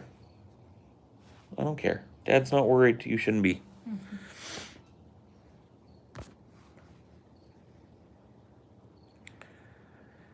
In the case where everyone's hot and perfect, the secret to perfection will actually be imperfection. but that'll be perfection. You don't understand. Like, perfection is unattainable, and if we're ever in some kind of digital environment where perfection can be attained by everybody, then everybody will look homogenous, and then imperfection will become perfection. People will start putting moles on their avatars and shit, and that will become the new standard of perfection, is the beauty mark. And it'll just be an endless arms race like it is now for people to conform to a standard of beauty that's always shifting and always changing and always excludes some people and some expressions. No, bringing up that short story book we talked about last night, that Angel Dust Apocalypse, there's another one in there where it's like the extremes of body modification, like where it's so easy to change yourself. People like start cutting off their lips entirely to achieve this new standard of beauty. Sure. Yeah, I mean, like, there's like cyberpunk has a lot of that shit in it, where like the design of your body is up to you. It's like you don't have to look as you were born to look if you don't want to. You can replace your body with parts that do exactly what your body should do, but look exactly the way you want it to look. And you can get pretty much as extreme with it as you want within the confines of the human skeletal system. And even then, in cyberpunk type settings, a lot of times even the skeletal system can be reinforced so that you can have even heavier hardware attached to you. And so, it's interesting to think about. It's funny that we're now talking kind of about transhumanism, because earlier on, after we were done filming, I took a little nap. While I was napping, I was listening to Thomas Ligotti's The Conspiracy Against the Human Race. I was talking about transhumanism. And I would really like to read that part of the book to people at some point, because it was really, I love the pessimist's perspective on transhumanism. It's like transhumanists, sally forward into the future with the assumption that humanity will achieve what we're talking about, which is some standard of perfection or beauty. But they don't ever allot for the fact that maybe those transhuman creatures, whatever they are, once they've been created, will come to the conclusion that it would have been better if humans had stopped existing before they existed. We don't allot for the idea that they will hate what they've become and be unable to undo it. Like, all of these ideas don't exist within the utopian fantasy world that a lot of transhumanist adherents exist in. And, pessimism tells a different story. The uncanniness of things is something that is adverse to us. And as we become more and more uncanny, there's a good chance that we hate ourselves more as we go along. Mm-hmm. We are wired in a certain way. And that doesn't mean we can't be rewired. It just means that there's no accounting for what those beings, whatever they are, would think about themselves, or how they would feel, or how much suffering they would experience. It's just kind of assumed that transhumanism is an escape from the meat prison that, encases us all. But really, it's just an extension of that suffering. And for you to say that everybody will be happier once they can replace everything on their fucking body is to ignore broad examples in human history where broad changes have brought nothing but misery. So, and just there's definitely changes that probably couldn't be undone with transhumanism. I mean, to a certain extent, maybe they could reprint, but there's no going back once you fundamentally replaced a body part. Maybe you could preserve your old body part if you ever wanted to put it back on. Maybe in a future that would medically be possible. Yeah, just regrowing your stem cells. Right, but there's still levels of transhumanism, like uploading yourself to a computer, that wouldn't necessarily be reversible unless the technology existed for you to jump into a new body.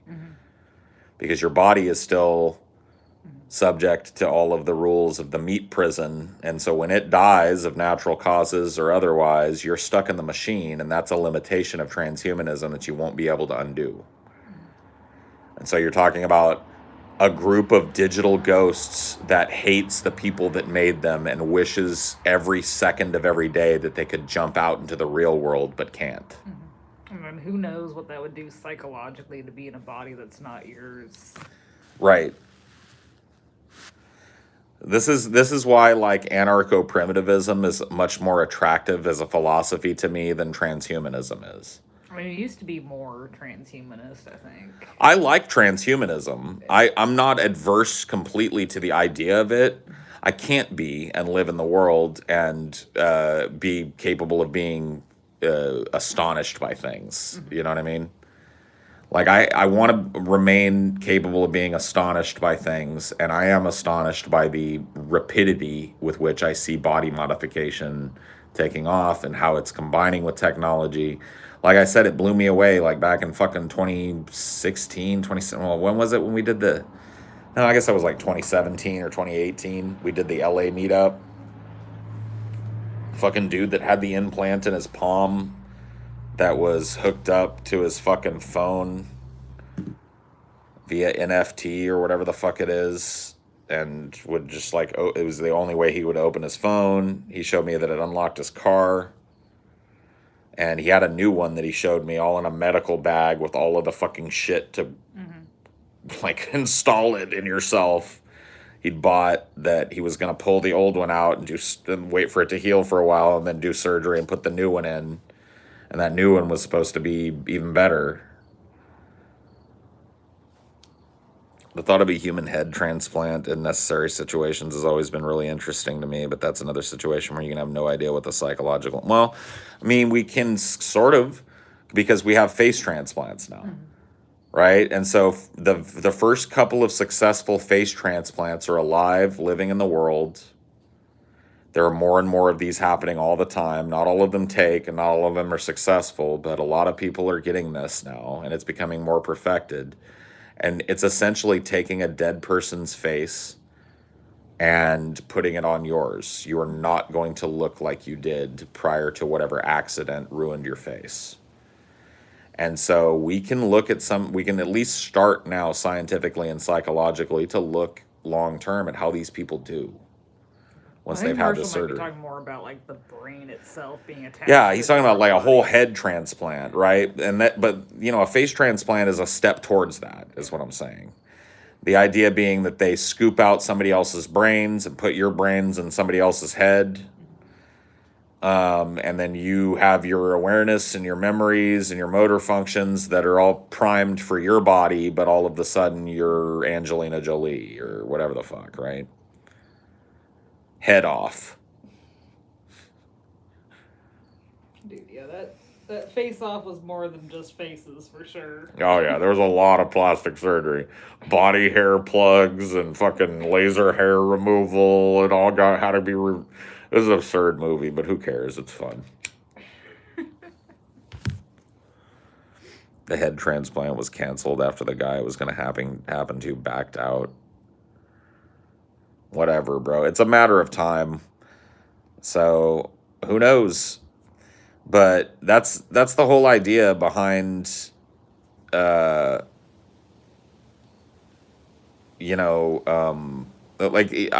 funny. We were talking about determinism the other day, and when I woke up, I listened to the chapter on determinism, and then right after that is the chapter on transhumanism, and he talks about how determinism is unpalatable and is so vociferously opposed philosophically from so many different angles because it takes away this specialness from humanity and turns it puppetizes humanity or mannequinizes humanity. It makes us not creatures of free will and free destiny. And he explained very deftly. I loved his explanation for why free will can't exist. He starts very simply. He says, most people could become a bodybuilder. He said, most people are capable of doing the repetitive exercises that it would take to be a competitive bodybuilder, or at the very least, a bodybuilder of accomplishment and note. However, what you can't do is change yourself into someone who wants to be a bodybuilder. That is out of your control. You have no more control over whether or not you want to be a bodybuilder than you have over whether or not you want to be a circus performer or an acrobat. And so the idea of having free will becomes a problem of infinite regression, because you're implying a self that doesn't want to be a bodybuilder, and then a secondary self that comes along and impels that other self to be a bodybuilder against its own wishes. So you cannot become a person who's interested in being a bodybuilder unless you're already a person who has become interested in being a bodybuilder. And it just infinitely regresses that way. So in order for you to change that about yourself, you would have to have a second personality, and then that second personality would have to have a further third personality to impel it to change the personality at the level above it, to change the personality at the level above it, and all of a sudden you've got 1 trillion personalities within one person, and it's just like absurd shit. And so that's why a deterministic universe and determinism as a philosophy is so vociferously opposed. Although Thomas Ligotti doesn't like it either. I mean, he admits it's true, but then he calls it the most self-centered of all philosophical perspectives, or the most pretentious, or something. He's got some nasty words about determinism as a central philosophy. Determinism doesn't mean that you can't dream of different possibilities. It's just accepting that ultimately you don't have control over those possibilities. Right. You are not what you think you are. You are what you are made. And how you interpret that is completely and utterly against your will. You have no more control over the flow of those events and what they've made you into than you have control over that and other people. If you can't change other people, you can't really fundamentally change yourself. You want to go inside?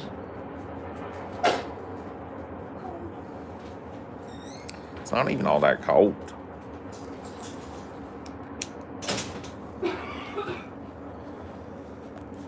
Being a bodybuilder probably isn't all it's cracked up to be. You don't achieve top. What are you even talking about, bro? You missed the point if you're still talking about being a bodybuilder. Like, let's be real, bro. Oh, sorry.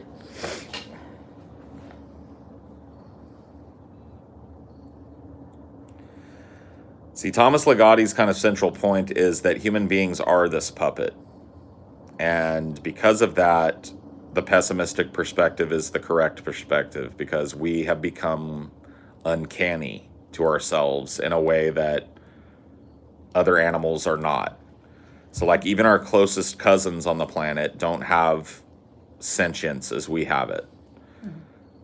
As far as we can tell, they don't ponder the world in the ways that we do. And if they do, it's in an indistinguishable manner from how we do it. So we're alone in that. What does he call it? Our dubious inheritance. Consciousness. And he claims that, his kind of position is that consciousness was a tragic misstep in evolution.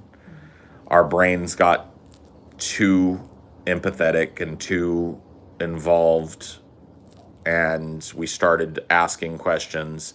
It's at the beginning of that book that very evocative scene that I sometimes use when we're talking about, the beginnings of religion or whatever, or what made human beings,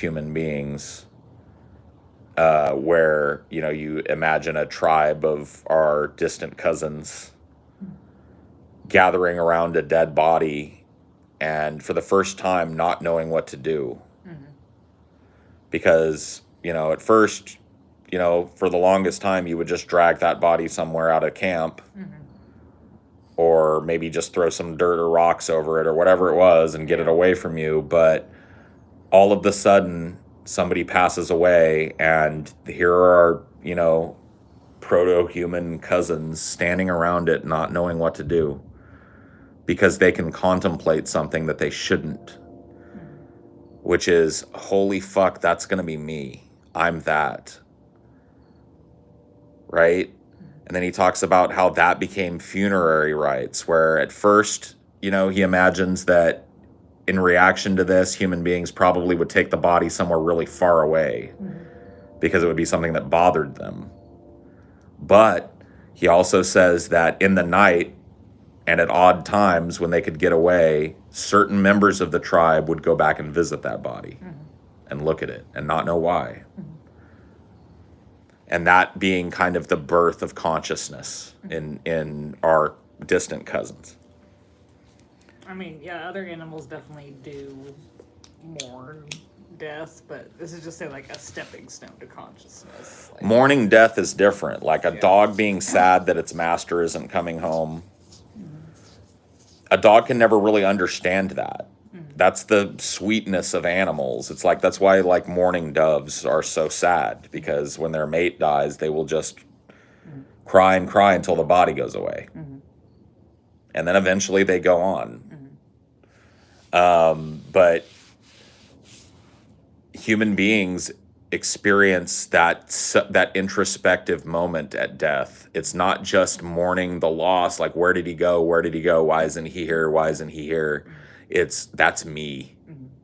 I am that meat laying there. One day this is going to happen to me. Holy shit. That's basically it. That's the difference between consciousness as human beings experience it and the proto-consciousness of animals.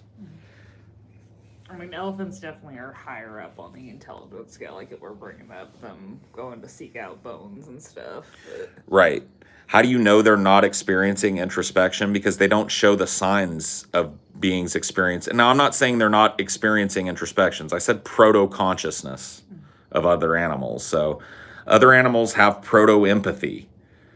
Like, they have very complex emotional lives.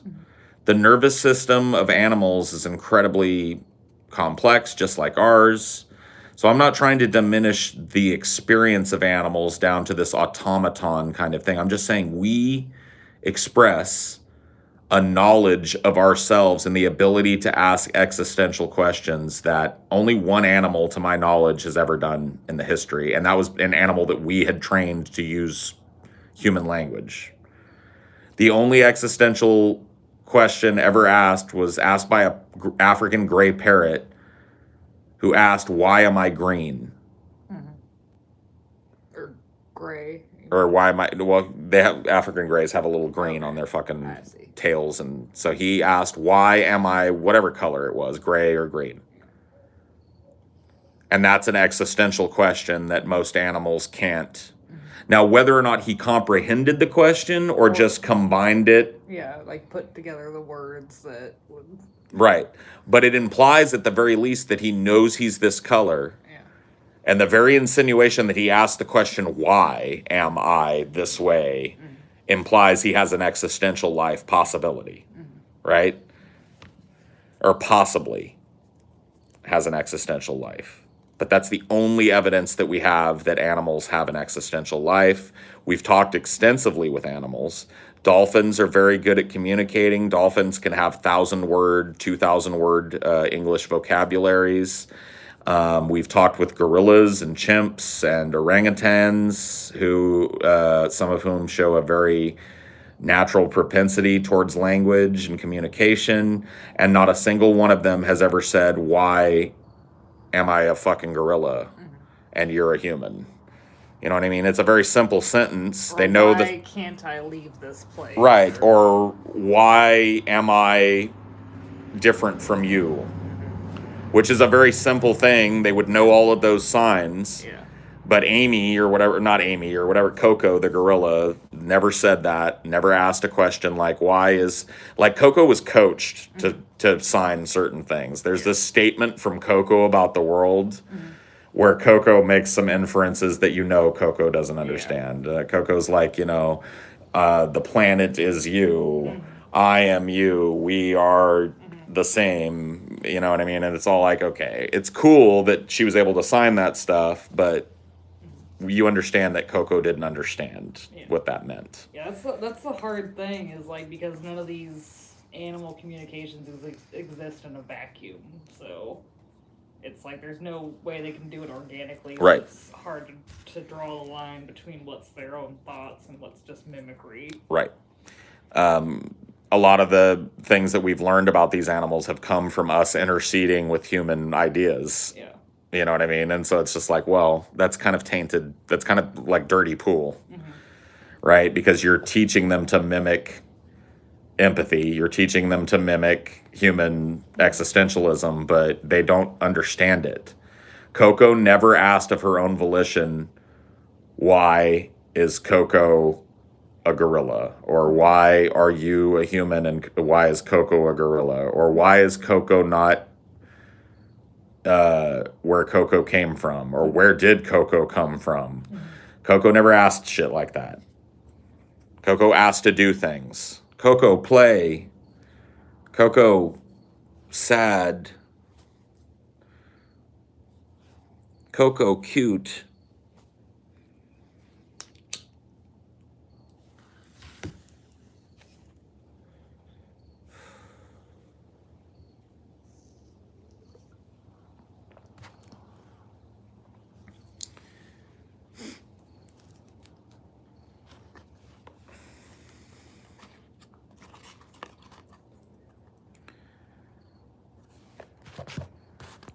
I say let's give all large animals a computer chip to make them intelligent, just so we can tell them what roads are and they need to stay away from them.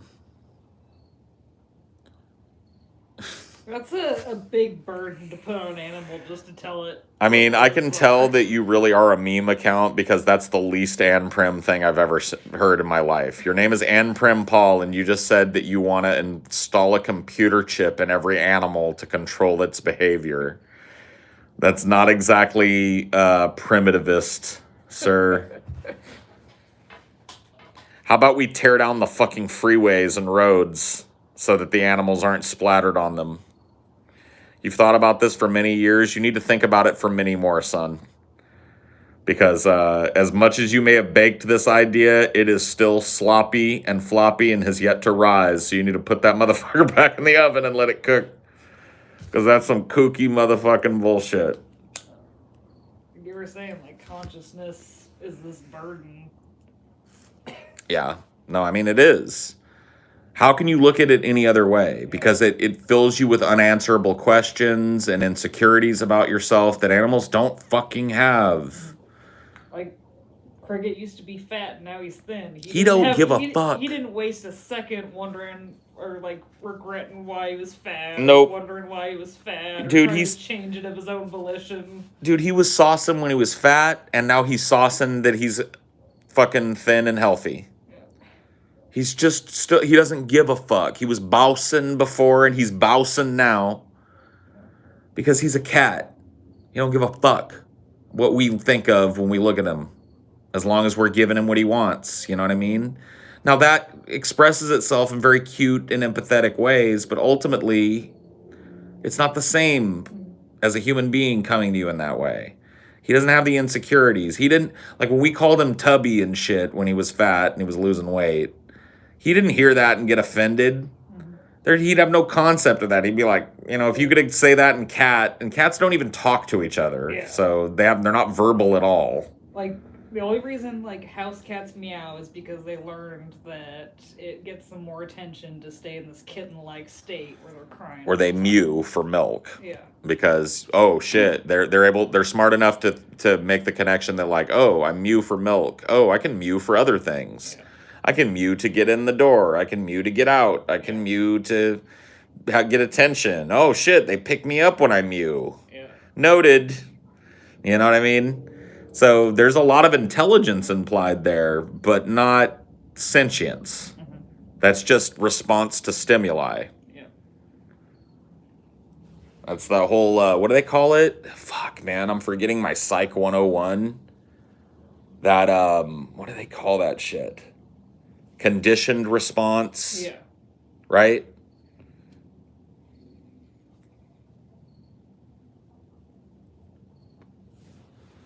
like just making a connection between an action and a reaction. Right. It's like with, like rats doing mazes and all that shit, just actions and reactions. Right. They do it over and over again until they find the cheese, and they get better and better at finding the cheese no matter where you drop them in the maze, and eventually rats can just solve the maze from no matter where you drop it. Yeah. They mark it up as they go, and they use scent markers just like they do in the real. So it's basically just providing a wall for a rat that you can see into. Yeah. Because that's what they do in real life. Mm-hmm. Rats tangle their way through wires and pipes and, filthy logs and all kinds of rotten shit to get to what they want to eat. And so a rat in a maze may look awesome, and watching them learn how to do it may look awesome, and it's awesome from a research standpoint, but really all you're doing is just watching a rat do what a rat do. Yeah, it's in a controlled environment. Right. And those rat studies are amazing. Those social rat studies that, the beautiful ones were born out of. I would love to do a show about that where we talk. I think we talked briefly about that rat study in a show, but I think it's worthy of like a whole fucking show, honestly, maybe, possibly. Yeah, babies cry for milk, but we don't go into our adulthood crying like a baby our whole Some people do. Yeah. Honestly, yeah. Some people do go into their adulthood infantilized, and they whine for every goddamn motherfucking thing their whole lives. It's not the same as going, like a fucking infant does. Mm-hmm. They vocalize it, but I swear to fucking God, because they are raised by parents that respond to that and don't go like, look, you can go get mad in the same pants you got glad in. You can't cry for everything. Yeah. Well, I mean, this dude was saying that, cats are intelligent too. They can't be different than humans because humans cry for milk too. It's like, No. That's a whole different thing. Yeah. I went off on a tangent that had nothing to do with the subject at hand. I'm sorry. I'm stoned. It's okay. No, point taken. Yeah, no. Humans cry for milk when they're babies and then grow up and get more sophisticated than that. Cats that are domesticated learn that they can cry for other things and continue to do it. And we think it's cute, and so it's a symbiotic thing. They get what they want easier, and we think it's adorable most of the time when they do it. Yeah, and a kid learns how to say, I want milk. Right, because it's easier than going, I pooped my pants, or I want milk, that's... obviously, if cats could, it'd be way more beneficial for them to have different meows for different things, but they don't. It'd be way more beneficial for them to be able to sit down at some kind of kiddie keyboard and type out, I would like some food, please. Yeah. Or, why am I a cat? Yeah. You know what I mean? But it ain't gonna happen. They ain't got the capacity for that shit. Maybe in the future we'll be able to fucking interpret animal brain signals in a way that we can maybe interpret some of their actions or their impulses into words. Mm-hmm. I saw some shit that blew my motherfucking mind out the back of my skull the other day. There is a company, I believe underfunded by Elon Musk, so look out, everybody's gonna hate it, that has installed a fucking chip in a monkey's brain. And that monkey, who has been trained to play, what video game was it? It's like Pac-Man or something. No, it's not even Pac-Man. It's like Pong. Mm-hmm. It's Pong. He has a joystick in front of him, and he goes up and down on the joystick to move the fucking thing and plays Pong, right? So the monkeys learned to play Pong. Well, what they did was they planted a chip in his brain, and then they let him play Pong a bunch. And they figured out what his brain was doing every time when he made the movements and mapped it out. And then basically interfaced the chip in his brain with the Pong and unplugged the controller.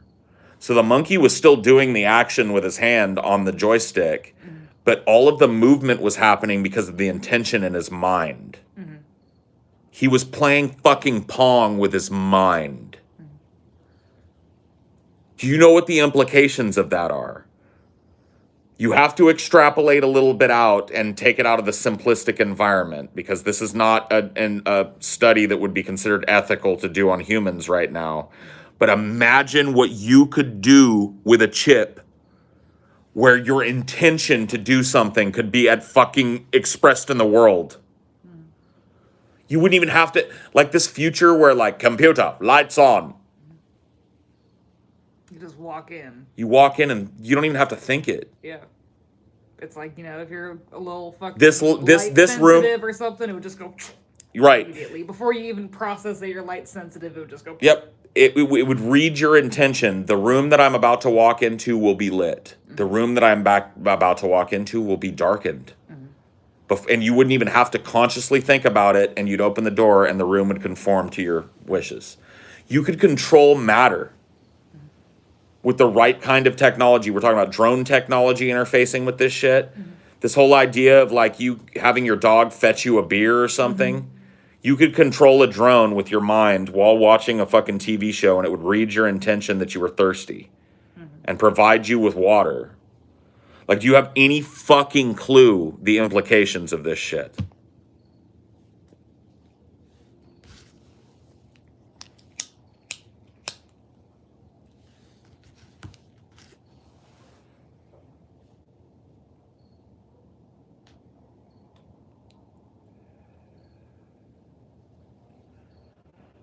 It's like unreal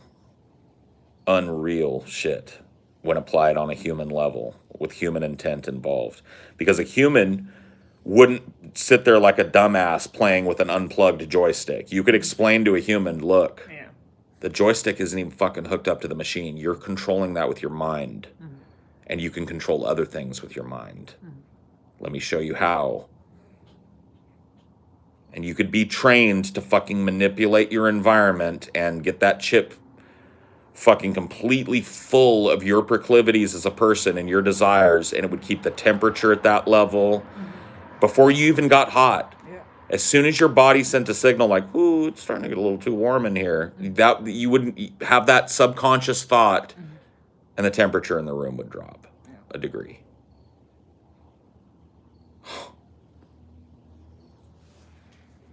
Are you telling me I can dodge bullets? I'm telling you that once you learn your true potential, you won't have to.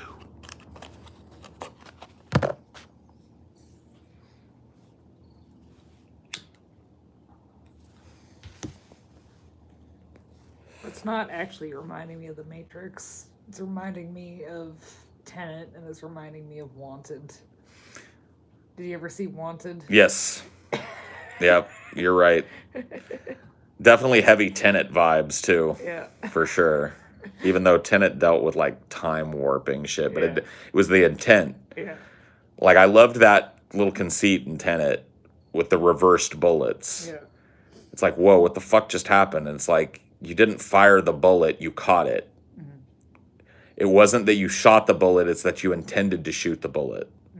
Your intention affected the bullet and made it fire in reverse. Fucking what? Yeah, you got to see Tenet. It's worth a check out. I'm not saying it's the best movie ever, but it's a movie. I'll tell you that much. It's a Christopher Nolan film. If you like Inception, you'll like Tenet. If you like Inception, you'll like Tenet, yeah. I think really Inception's did better. Not like it as much as it maybe initially came out to be. It's just, I think after a while I get sick of the blah, blah, blah, blah. Yeah, I liked Inception way more. Yeah. But Tenet was very interesting.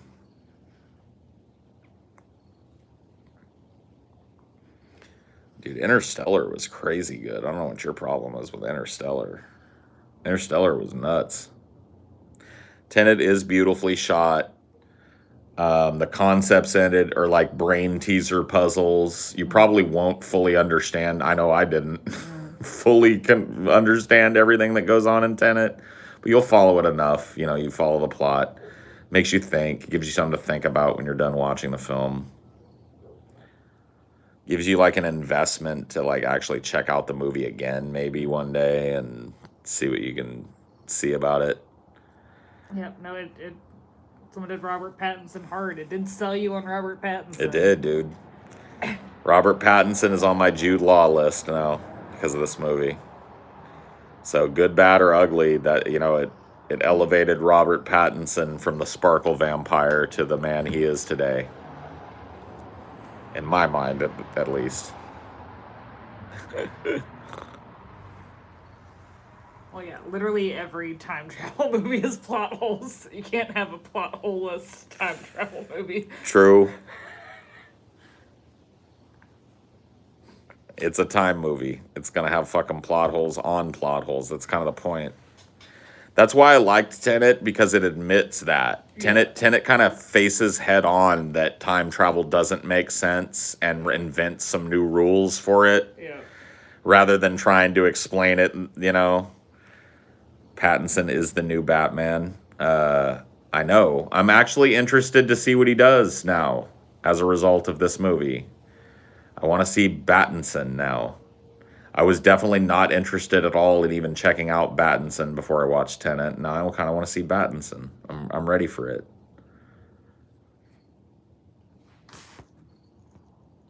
Well, paradoxes are plot holes. A plot hole is another way of saying a movie created paradox. A movie contradicting itself in some way, or, you know, circumventing the laws of reality in some way that don't make sense in the universe to get around a plot angle, or allowing a plot thread to fucking disappear. You know, that's a plot hole. It's a paradox. Well, we did see The Lighthouse too, which probably also elevated Robert Pattinson.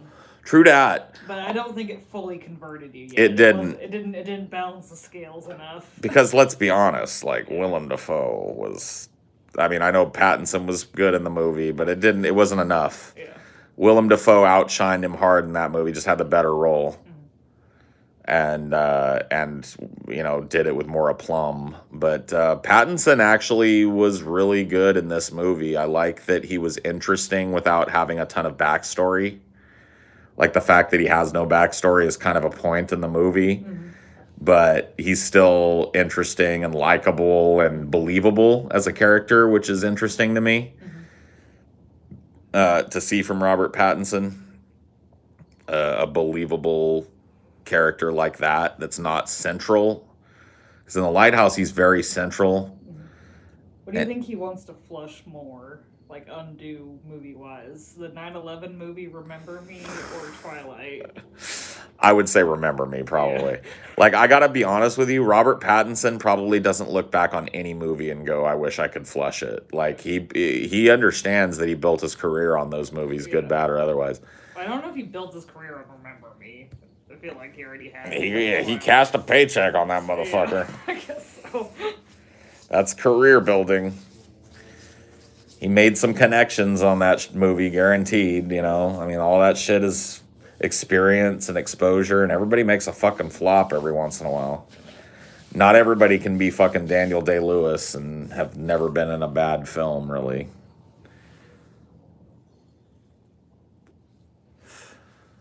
Robert Pattinson acted his heart out to keep up with Dafoe. I mean, he just acted his heart out just to be in the presence of Dafoe in that movie. Dafoe was literally and figuratively a force of nature in that film. And so it's like, how do you stand? And he's one of the most talented actors on the planet, still doing the work. One of the most, longest working actors, still doing the fucking work. You have to just move out of the way of that.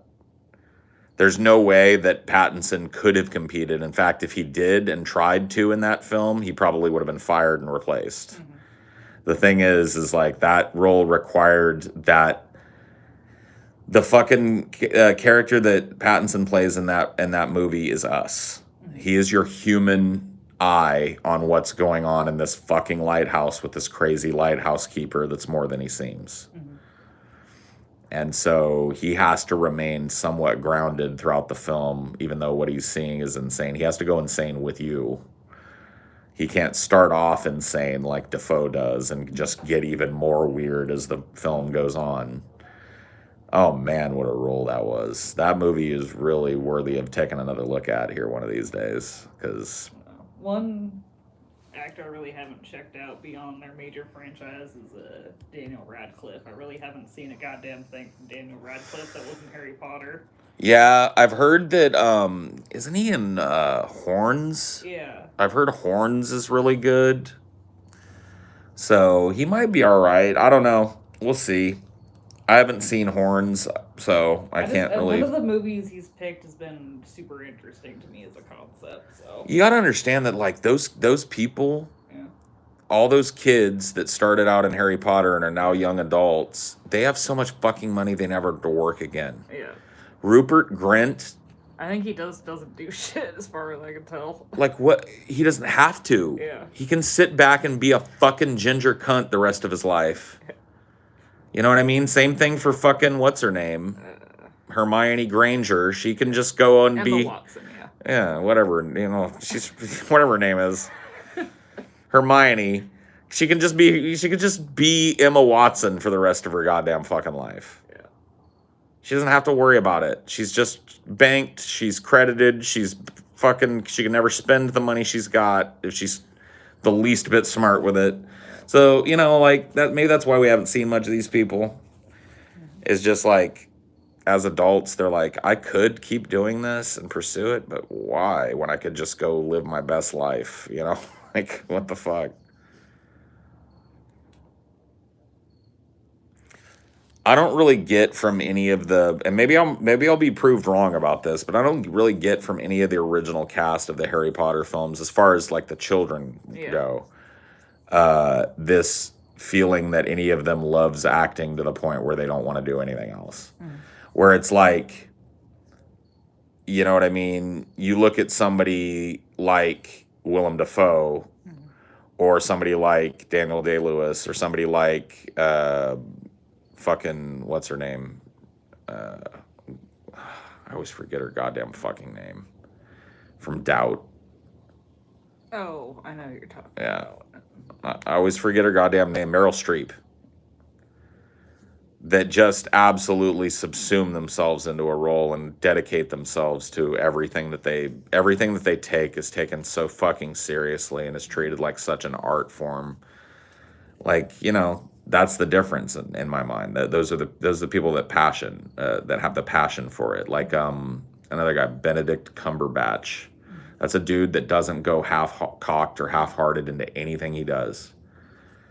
I don't care what he's in. He fucking gives 110% of Rupert, or 110% of Benedict Cumberbatch to it. He's there to be whatever he is supposed to be. You know who else is really starting to impress me the more I see of him? And then I'm really interested to see what's going to happen to him as he gets older. And because he's like not just an actor, he's like a producer and shit too. Zachary Quinto. Oh, yeah. Really, like, I know a lot of people pooped on his Con performance, but I was able to take it away and like separate it from the original Con. Yeah, I was just salty because I was a big fan of the original series, so the first original series Con compared to Zachary Quinto. You're right. But I mean, I tell you what, dude, he did what he could with that fucking role, and he was actually pretty fucking good in it.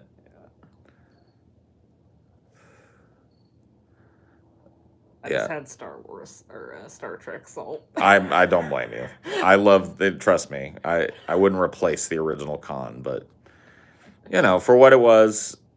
See, that's why, like, I think people are overly. That's a movie opinion. When people ask me, like, what's an unpopular movie opinion that you have? Well, like, I don't think it's super unpopular because all three of the new Star Trek movies have been super popular films. But I like them. I don't know, he was definitely super good in Heroes. That's how I first kind of got introduced to Zachary Quinto. Never seen Heroes. It's really good. I think we should sit down and watch it one of these days. We'll put it on our list. Yeah.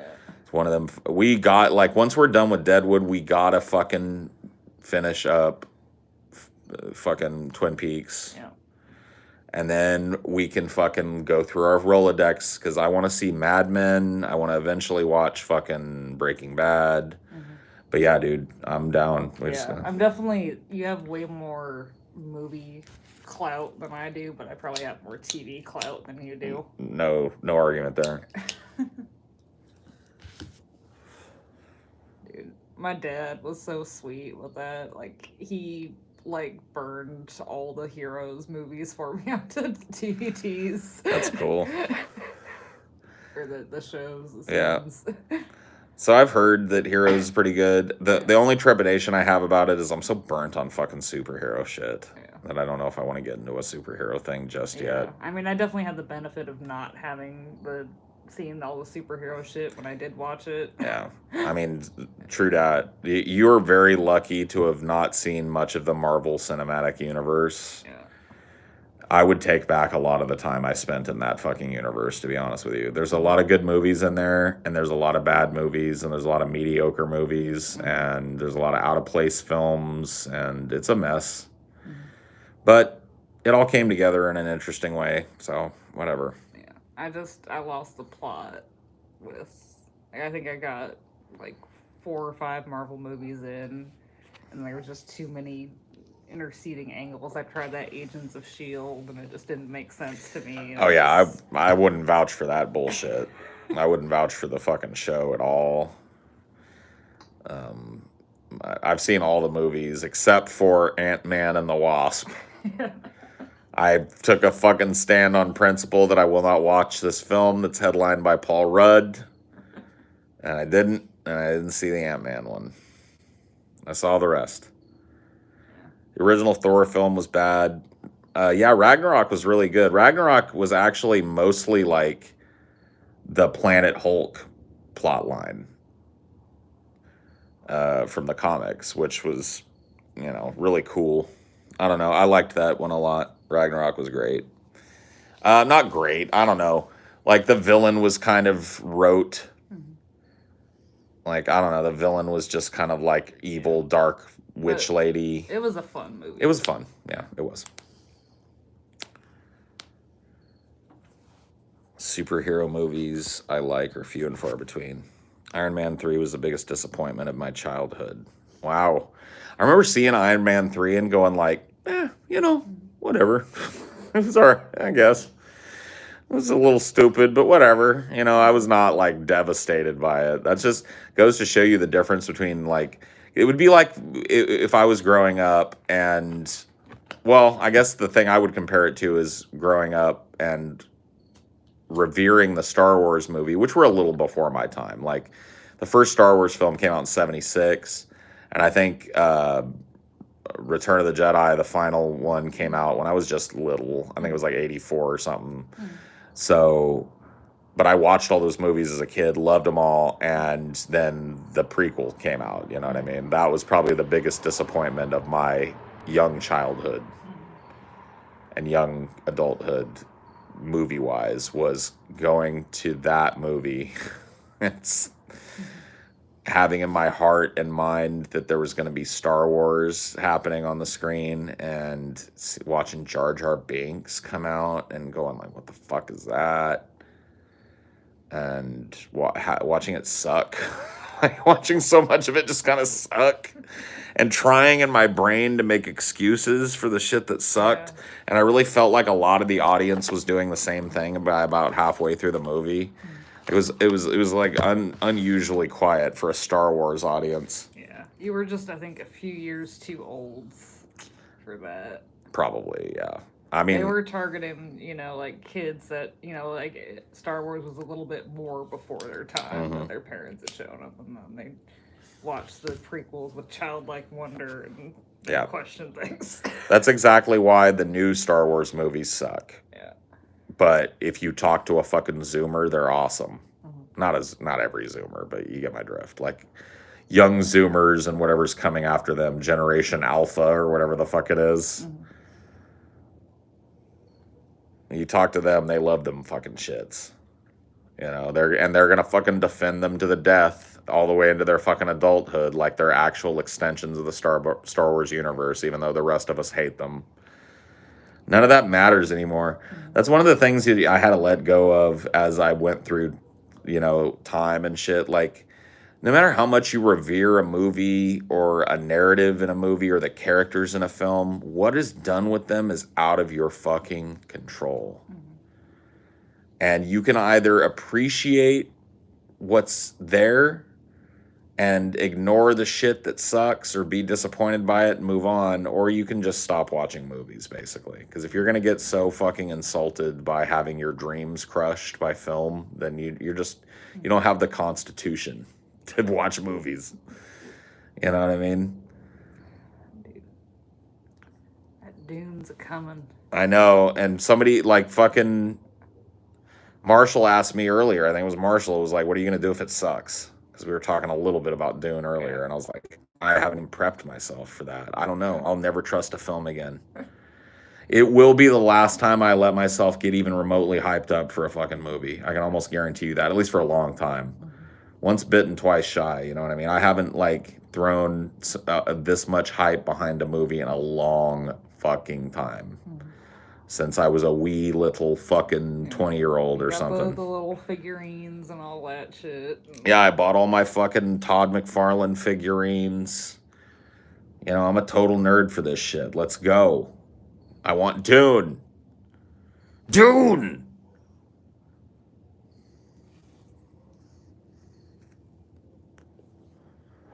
So I haven't even really prepped myself for seeing a stink bomb. Like if this movie lays a big fat egg and Harkonnen sucks and Timothée Chalamet is horrible and for some reason Denis Villeneuve forgets how to direct and they've been putting it off not because of COVID but because they're trying desperately to make it make sense and fix it. No, that was the saddest thing about COVID is the fact that we watched that fucking Those Who Wish Me Dead and it had like a fresh rating on Rotten Tomatoes. Oh my god, dude. COVID is... Dude, people are so fucking boned up for movies that they'll just fresh rate everything now. Yeah. That movie was such a turd in the toilet. It was so dumb. I will give it this, though. It was fun as fuck to watch. Yeah. Because it sucked, and picking it apart with you was hilarious and fun, but that is, you know, that's no good standard for a film. Original Dune was Lynch's sci-fi film. Yes, it's the film that David Lynch would erase. Yeah. Even to this day, like most people will come to peace with movies that they've made that are bad but have like a cult following. David Lynch is not one of those people. He feels like it is the one example in his career where he sold out his vision and did something for money. And he doesn't forgive himself for that, and he hates the movie that he made as a result of that, and he hated the process of making the movie. But what he made was interesting. You've never seen David Lynch's Dune. I would love to watch that with you and see what you think about it. We can throw it in the old put it in PS4. Yeah. It's interesting, man. It's really interesting. It's a good movie. I think it's a good movie, honestly. And it's visually striking. It doesn't adhere very well to the books. It kind of departs from the books in some very weird ways. But overall, it's it comes off as a very disjointed retelling of the Dune story, which is, you know, pretty good still. When it comes down to it, it's pretty good. Turns out the story in Dune is pretty good. So even like a kind of a ham-fisted, half-assed retelling of it is pretty good. Predict a 58% on Rotten Tomatoes for Dune opening night. Oh, no way. There's too much hype.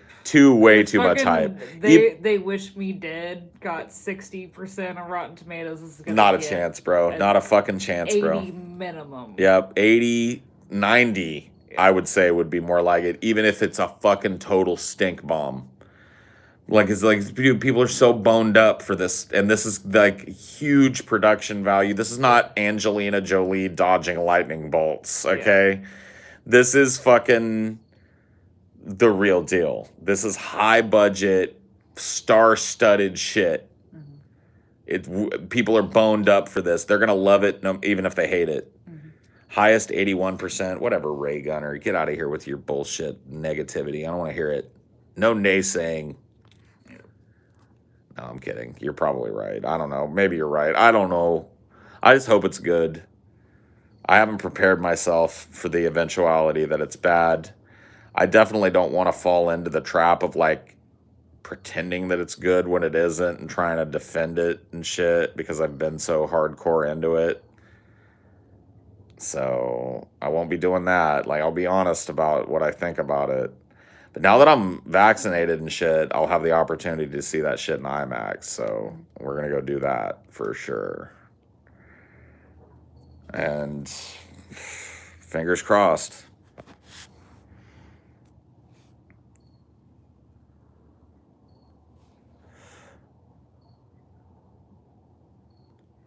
Do you still wear a mask in the theater? I don't know. And if they require it? Yeah, it depends. Like, I mean, like, we went to Santa Cruz and we just kind of chilled. I mean, we to, wore like, masks though. Yeah, when we went inside places that required it. But Well, we were out on the pier. We were masked up. Yeah. Like we only dropped our masks when we walked down on the beach. Yeah. And even then, we kept them up most of the time. So it'll be weird. I don't know. It depends. Like if the fucking shit hasn't re-exploded like a lot of people are predicting it might because of, the stalled vaccination rate, then, who knows? Too early with the non-mask mandates and shit. Joe Biden was basically like making this like what was supposed to come out like a tough stand on the issue, but basically just gave people a pass to lie about their vaccination status. He was like, you've got two choices here, Jack. Get vaccinated or wear a mask in public. The choice is yours. And it's like, oh, so I can just say I'm vaccinated and I can not wear a mask in public? Cool. Thanks, Joe. Like, what a weak sauce fucking thing from a politician. Like, he should have fucking just said, like, look, there's a national vaccine mandate. Driving fucking Ford trucks when it's stalling. Like, he should be fucking there every day. He is wherever his handlers lead him at this point. I don't think old Uncle Joe even knows where he is. Did you hear how he castigated those fucking poor Navy students that he was boring to death with his old man gum flapping about shit they don't care about? Man, you are a really dull class. It's like, fuck you, you old liver-spotted nightmare. Fuck you. Boo! Get off the goddamn stage, you jerk off. See, that's why I could never be in the military, because I'd be fucking court-martialed right out of that motherfucker. Dude, if Liver Spot Joe stood in front of me and called me dull, I don't care what kind of military training I had. I would tell him, go fuck yourself, you liver-spotted piece of shit. You're the dull one. You're putting us to fucking sleep with your old man grandpa stories here. Can we just get out of the sun, please? You fucking old doddering fool.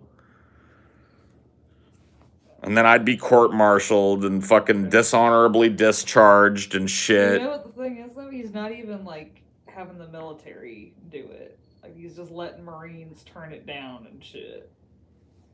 I know. I don't know. Like, I don't understand how that's hard for them to do to the military. I don't understand how a national vaccine mandate is hard. Yeah. Like, just do it. Work with the CDC and the WHO and mandate vaccination in the United States, and fucking people that don't get vaccines are fined. And then eventually arrested and vaccinated and led on their merry way. I don't see what the fucking problem about this is. Like, this is a straight up, this is no emotion involved in this argument. This is a public health problem. People that are not getting a vaccination are a danger to public health. Period. Point blank. There's no emotion involved in that. There's no liberties involved in that. There's nothing involved in that. They are literally a danger to public health for no reason. Go get the squirt in your arm like the rest of us did, you fucking monkey. And just get it done. And be done. Be done with it. And the problem is that I don't think any vaccine has ever been mandated besides, like schools. It needs to be. Yeah. Not just at the state level either. Mm-hmm. When it comes to shit like this, there needs to be a nationwide vaccine mandate in concert with extreme fucking immediate lockdown measures and a fucking stipend for people so they don't go. Like, we need to handle this like South Korea handled it. Mm-hmm. Take it seriously, close the fucking airports, Tell people to stay home and give them the money to do so. Mandate masks in public, and anybody that's caught outside not wearing them is fucking taken to jail. And then once a vaccine is available, mandate the distribution of that vaccine for free and mandate that people go out and get it at their earliest convenience and make it as fucking undeniably easy, which I really think a lot of states have done a good job of doing. It's like it's at every Walgreens. Call up your Walgreens and schedule a time and go get squirted, and it costs you no money. Go down to your public health department. We live in a fucking tiny little county, and the county health department here was given free vac. That's where we got both of our shots. Yeah, we were able to schedule it online and fucking show up. Yep.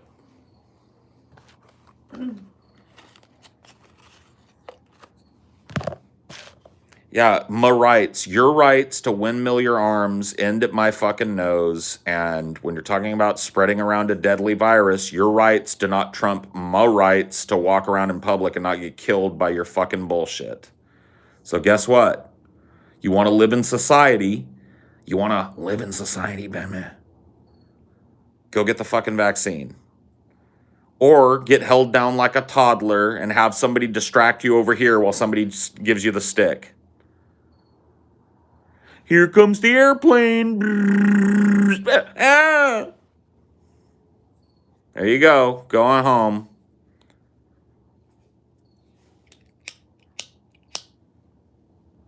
Yeah, I mean, definitely the private sector is probably doing better than the government right now in requiring vaccines. Like, workplaces have been doing it and shit. Yep. But, I mean, how do they fucking, like, enforce that on customers? Yeah. What is there now? Because, like, if they start asking to see your vaccination card, which we have our filled out, certified California vaccination cards. If they start asking people for those, there's going to be, like, this fucking immediate, like, fucking... comparing it to Nazis and all that. Let me see your papers. Oh, where are your papers? You can't come in. It was already that when we just asked these people to put a fucking rag over their mouths. Mm-hmm. We asked these people to literally wrap a fucking rag over their mouths so they didn't spread this shit all over the goddamn fucking universe. And they already acted like we were rounding them up and putting them in the camps. Mm-hmm. You know what I mean? So, of course, getting a goddamn vaccine is going to be,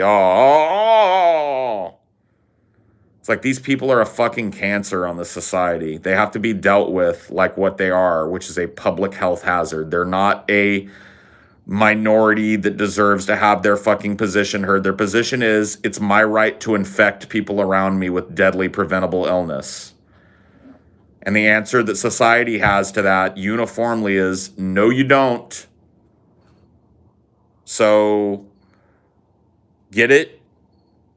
Certify yourself at a vaccination site and present your fucking vaccination papers so that people know that you have gotten the thing. Or you get fined, and then if you fucking dodge the fine or go too long, you get picked up, taken down to the sheriff's station, cuffed up, and restrained while a doctor comes in and gives you your fucking shot and pats you on the ass on your way out the fucking door. Like, if you want to be a toddler about it, that's the only thing these people fucking respond to. Is the boot. Because make no bones about it, these fucking people that take stands like this suffer from cognitive dissonance in the fucking strongest and strangest way. Like, they'll be anti-authoritarian when it comes to the government telling them to go get a shot to prevent a fucking deadly illness from killing their grandma. But they'll suck every cop's cock that they see. And make excuses for cops doing fucking heinous shit that's obviously inexcusable. It's fucking cognitive dissonance to the nth degree. But it just goes to show you there's nothing behind it but puffed up bullshit. This is not a rights conversation. Rights don't come into this. Well, actually they do, just not in your fucking favor as an individual who wants to spread a plague. Like, we understand germ theory, we understand virology, we understand epidemiology and how these fucking things work to a limited extent, and you don't have any fucking God-given right to kill people. You don't. You don't have a God-given right or a fucking country-given or country-ascribed right to spread a viral plague around the fucking country at will. Sorry, not enumerated in the fucking Bill of Rights. Fucking plague rats. Just quit being babies about this shit. Who would enforce forced vax? The police, yeah, of course.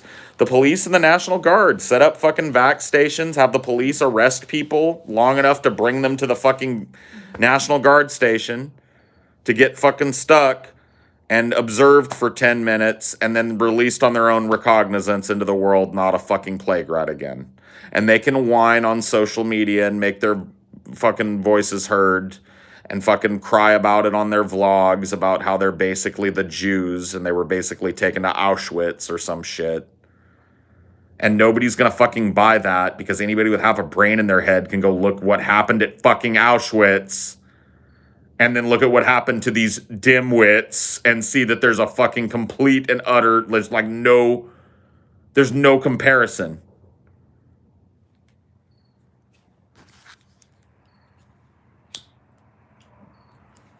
Yeah, who else would enforce it? Like the arms of government that are supposed to exist to protect us. The National Guard, the Army, the fucking local municipal cops and sheriff's department. I don't want it to come to that. I don't think it should immediately come to that. I think these people should be given an opportunity, a date by which they got to get vaccinated by. Right now, it's the easiest fucking thing in the world to walk into a goddamn Walgreens. Like, when my mom got her vaccination, she didn't make an appointment, and it was before they started releasing it to people who weren't over 65. She walked into a Walgreens and just inquired about it, and the lady was like, "How old are you?" And my mom said she was 63. And the lady said, "You know what? Let's just get you done up." I mean, it was a weird distribution system for sure that you had this, like, kind of word of mouth shit with, like, the government, like, screaming every day, like, "No, you're not eligible yet," but if you went in somewhere, you could get it. Like, we probably could have gotten ours earlier. It could have been done better, but ultimately we got ours in I was really impressed by both of the operations that we went through, because we went through one where we did a walk-in for our first shot, and then our second one was in the car. We never left the car. We waited there, they observed us, and we drove off. And it was all very quick. We had a scheduled time to be there, so it wasn't like a line of cars around the block, because it was the only place in town giving the shit out. We went right up, got right in line, waited for about 10 minutes to get the shot, got the shot, waited for another 10 minutes until they waved us out of the fucking parking lot. Bada bing, bada bang, bada boom, done. Right? So I was impressed at the rollout of this and how it was handled, and there's no fucking excuse. So you give people a deadline. Every fucking human being in the United States over the age of fucking 17 or whatever the fuck is vaccinated by this date. No excuses, no exceptions other than certified medical exemptions. Compromised immunodeficiency, whatever the fuck it is. You know what I mean? To the specific ingredient. Allergy to a specific ingredient, and there are, obviously other ways. There are ways to get around that once they work on these fucking things more. But yes, if you have a qualified medical exemption, you don't have to go do it. We don't need everybody. We just need 75% of everybody. So everybody gets the mandate, and the people that want to buck it and call its bluff get a big fat fine and another mandate. And if they don't show up to the second mandate, you don't get a strike 3. You get a knock on the door from the local sheriff who takes you into custody, takes you down to a tent set up by the local National Guard, keeps you in cuffs while they sit you down and shoot the fucking shit into your arm and give you a date to come back for your second dose. And if you miss that, you get to go to jail after your second dose. That's it. Someone brought up something interesting, like Australia just restricts public benefits to people without vaccination, and it works. Like, I think that's kind of more my approach that I would take, is just having it required for so many things that it becomes extremely inconvenient to not get vaccinated. Well, I mean, that's another way we could go about doing it. But ultimately, there are going to be people that stand on principle down to the very last, and they're plague rats, and they're going to fucking infect people with their bullshit. Mm-hmm. So those people that want to be hardliners about it, they get the fine or they get dragged down and treated like a toddler. And then we've got an 80% vaccination rate in this country or more. And we've got qualified herd immunity to this. And we've got a system by which we can fight the next disease. Mm-hmm. And we learn from this. We learn that the lockdown with no money doesn't work, and we give people a stipend next time. Mm-hmm. We mandate masks nationally at the national level, not state level. Mm-hmm. No fucking public masklessness. If you're maskless in public, it is the duty of your fucking local municipality to arrest you, and if you don't do it, we'll send the National Guard to do it for you. So these fucking southern states want to try and buck it like, we ain't enforcing. Fine. Georgia National Guard, do what you do. See somebody without a mask on, go ask them to put one on and maybe even provide one for them, and if they don't do it, zip them up. Like, that's something that definitely could have been better about. Oh, fuck yeah. Providing it immediately. Yep, here's a mask. Yeah. Please put this on. No! Zip.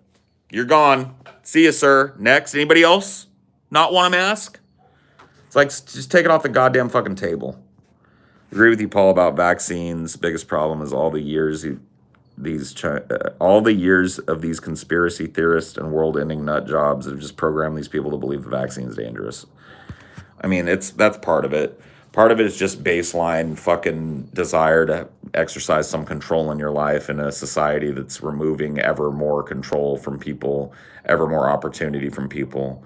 So it's based on a lot of things. You can't just blame it on conspiracy mindedness. There are some genuine, like, non-conspiracy theorist people that got sucked into this anti-vax shit. But also get a profile pic, because we probably won't remember your little Y from this super chat, so. Yeah, I mean, like, don't post in the fucking regular chat. I'm not trying to say all you can do is super chat. All you literally have to do is go get a profile pic to post in the fucking regular chat. But I wouldn't post a non-super chat until you do that. I will ban you out of here. I don't care how much money you give me. There are rules in the chat, and everybody conforms, yeah? So go get it. Need for control is a human manufactured need, yeah.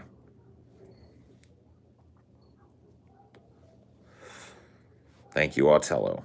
Read that and conform to it or get the fuck out. I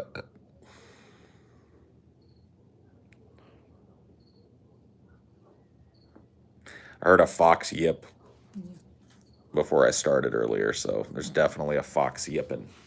Well, Diner was good, though. He got a little grumbly and a little antsy. He didn't take off like a fucking bolt of lightning. Yeah. I wear a mask and I'm vaxxed, but I visit my grandparents who are anti, and I know they're in the wrong, but I don't want them to be safe the best I can. I think he meant you want them to be safe the best you can. Yeah, I don't know, dude. I don't know what to tell you when it comes to shit like that. Like,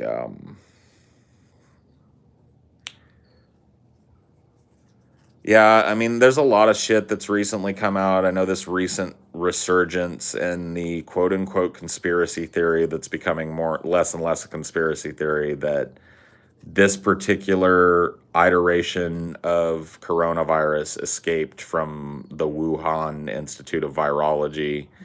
The wet market that it supposedly started in is like a mile and a half down the road from one of the central virology centers in China.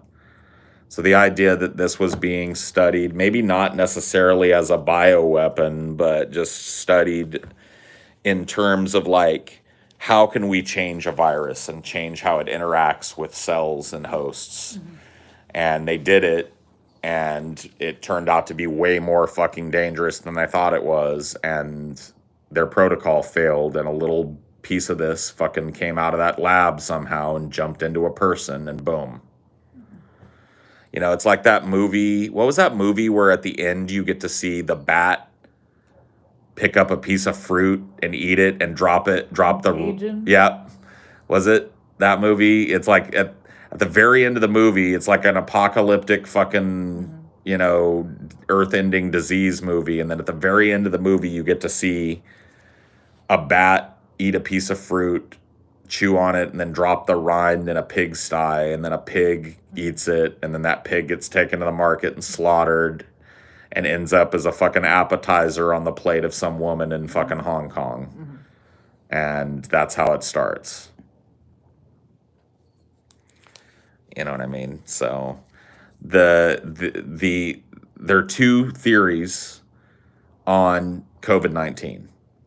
It emerged naturally, and it is a gigantic coincidence that it happened to naturally emerge right next to the Wuhan Institute of Virology, where, of course, they're going to be studying coronavirus because of the outbreak of SARS that happened there a number of years ago. Anyway, never mind. So that there's that angle. That's the angle, right? Or that this is a bioweapon or an experiment that escaped from that lab. Those are the two possible origins for this virus. And scientists are starting to increasingly agree with the idea that this may have escaped from a lab. And if it did, it makes a whole lot of plausible sense that it escaped from the Wuhan Institute of Virology that's right down the road from the wet market where the first fucking case of this shit reportedly happened. So the question, if that's the case, becomes, did it escape the lab? Or was this just an experiment by China?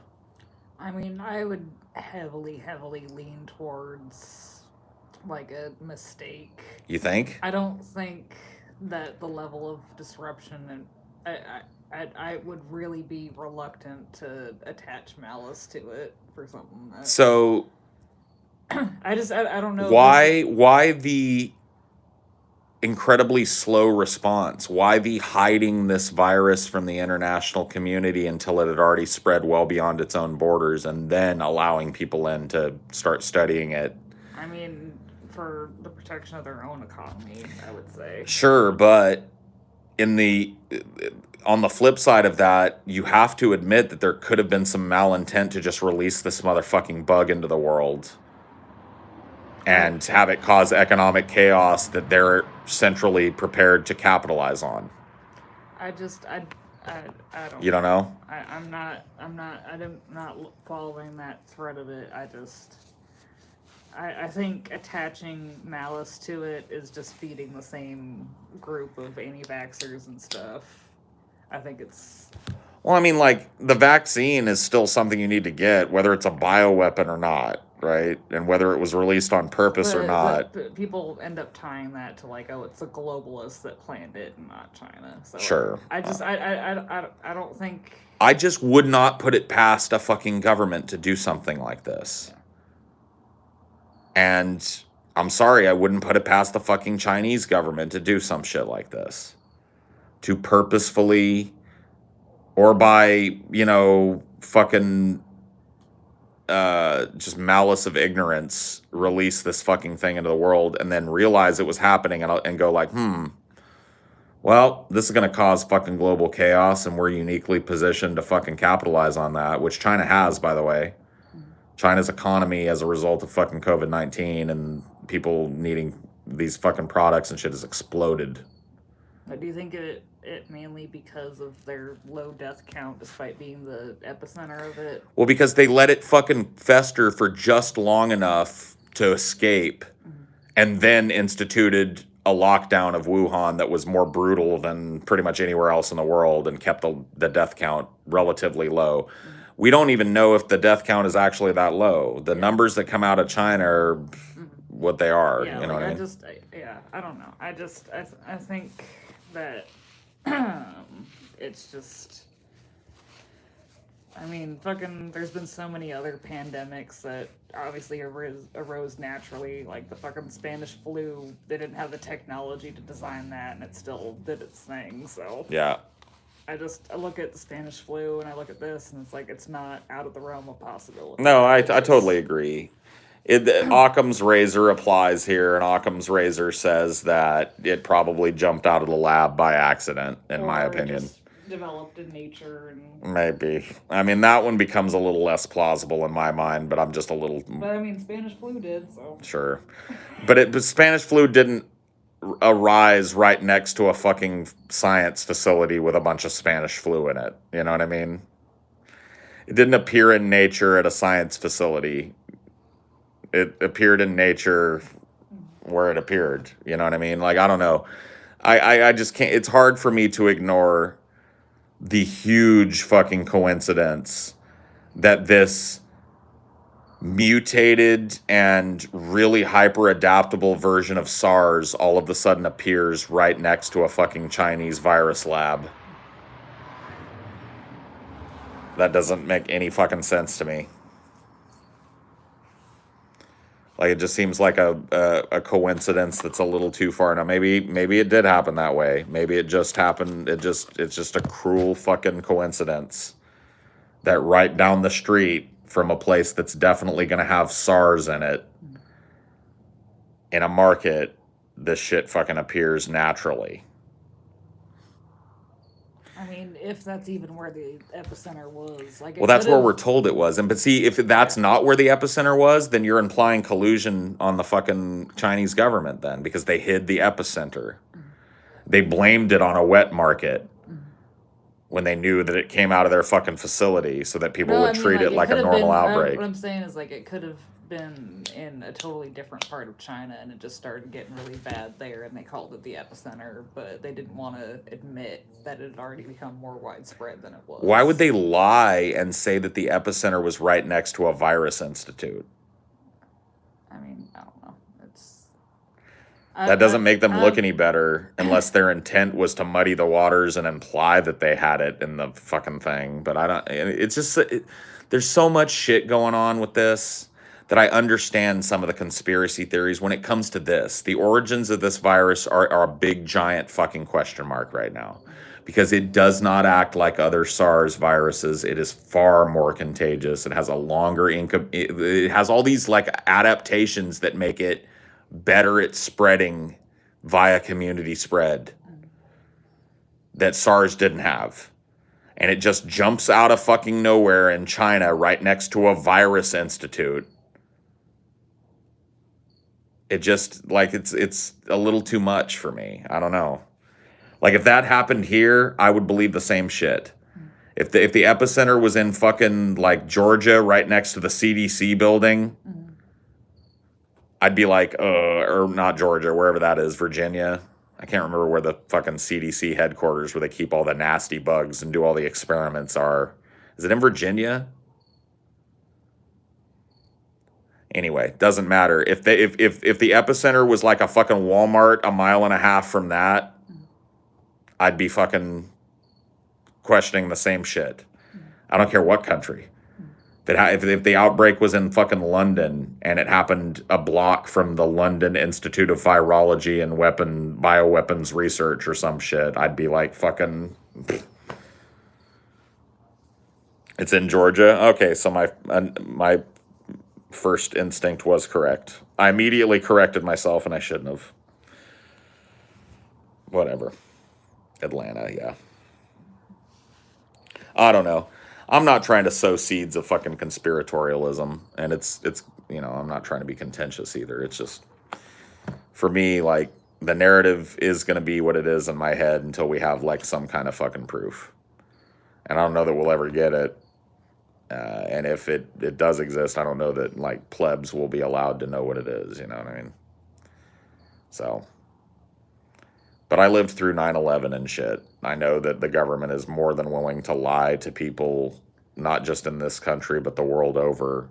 And I'm not saying that, the government did 9/11. I'm just saying that the government covered up certain aspects of 9/11. Yeah, like, that's kind of what I mean. Like, I'd lean towards incompetence. And then a cover-up. Yeah. But a cover-up with no malintent. Like, not a cover-up where they let it escape and then announced it. I mean, that's just one more step. You're already doing a cover-up. That's already the wrong thing to do when some shit like this happens when it comes to global death toll. So is it really that much to insinuate that maybe they did the cover-up after letting it escape their country?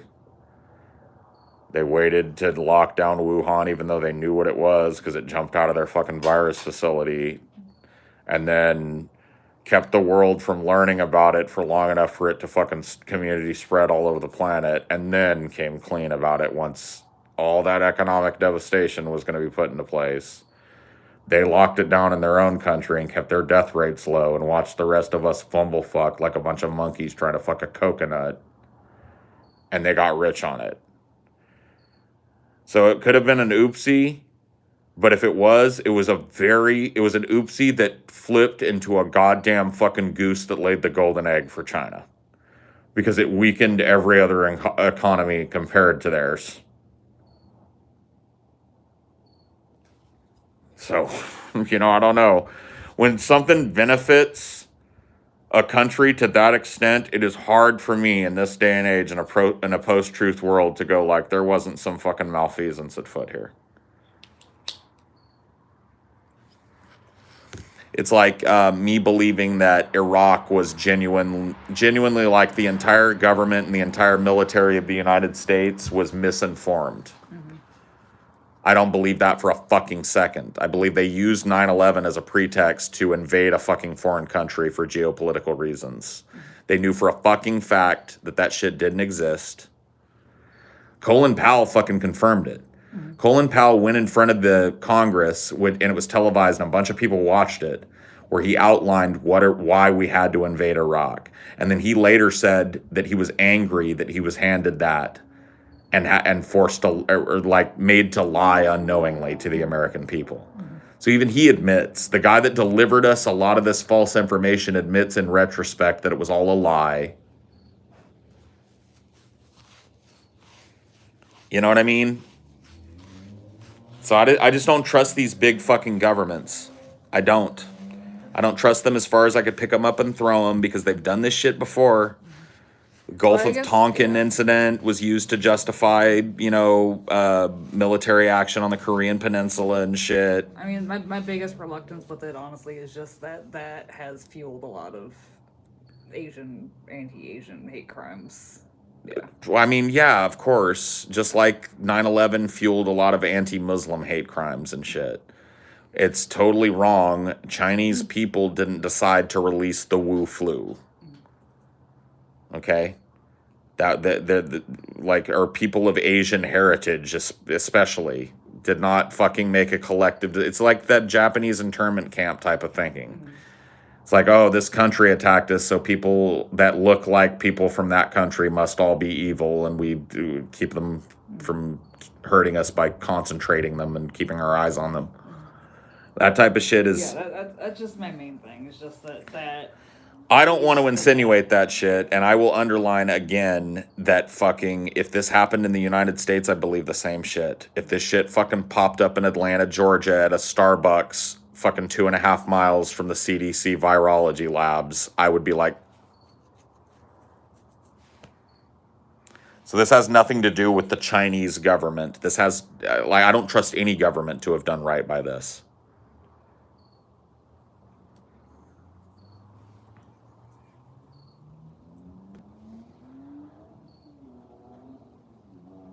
Separation of state and citizens. How should societies ensure trustworthy governance?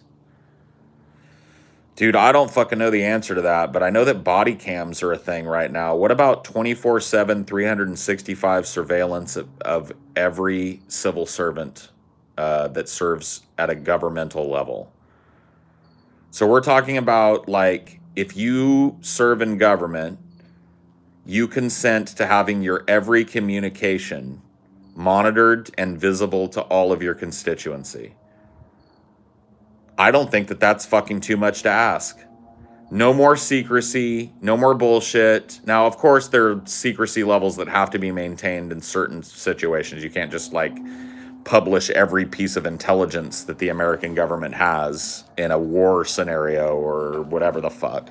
But I'm talking about public servants at the congressional level having their fucking dealings with non-governmental entities like multinational corporations and such videotaped and available. Now, of course, they're going to use all the tactics that Tony Soprano used to dodge that surveillance. They're going to go to doctor's appointments and shit like that. But at the very least, you know what I mean? What are you going to do? You could enforce at least some kind of minimum standard of truthfulness on people.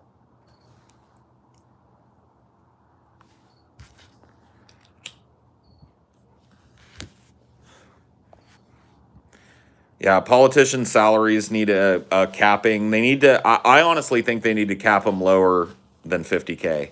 I think that every politician at every level should make whatever the median wage in the United States is. You want to see wages go up? That's how you do it.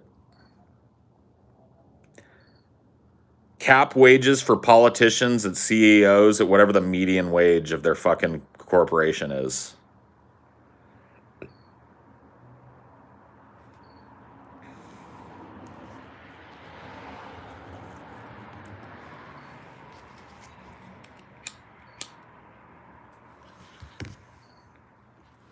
Yep. Average working wage only. Of course, less housing if you're a national politician and you're moving from like Georgia and you have to be at Washington, D.C. to go about the people's business. You're given a modest apartment at the people's expense and, you know, maybe a stipend to get transportation back and forth to work or whatever the fuck.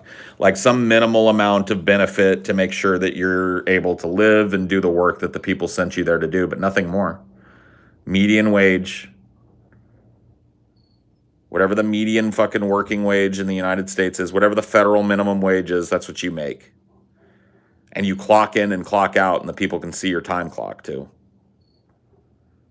You have to keep a fucking journal just like any other fucking public servant of everything you did that day, and the people are your fucking overseers.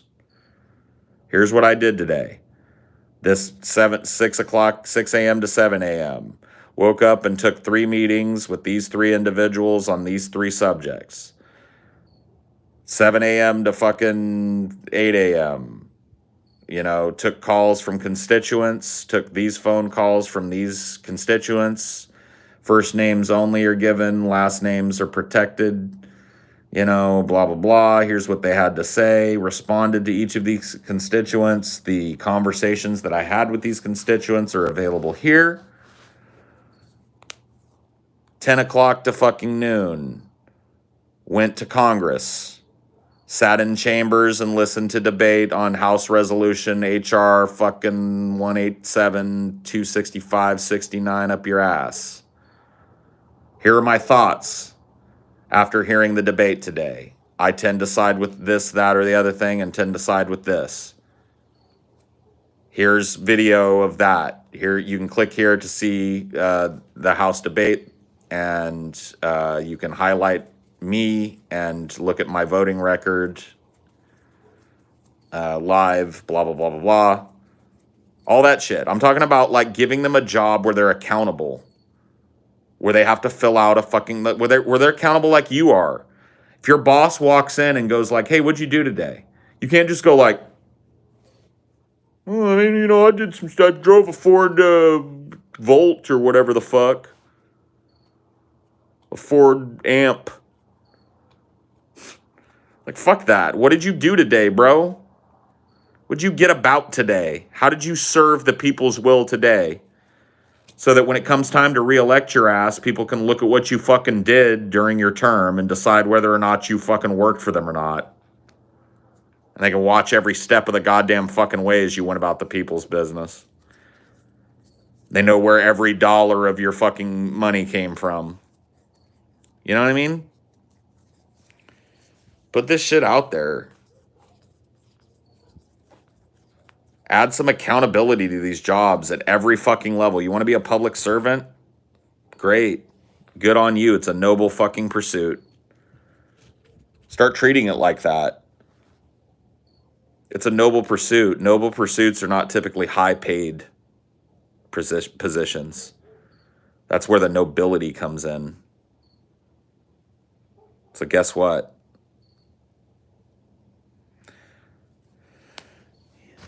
You make the federal minimum wage. But then nobody will want to be a politician. I disagree. Just the wrong kinds of people won't want to be politicians anymore.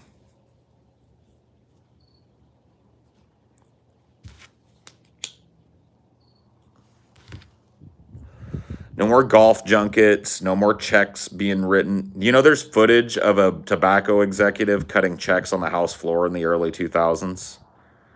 Literally walking around on C-SPAN, writing checks and paying people right before a tobacco lobby vote.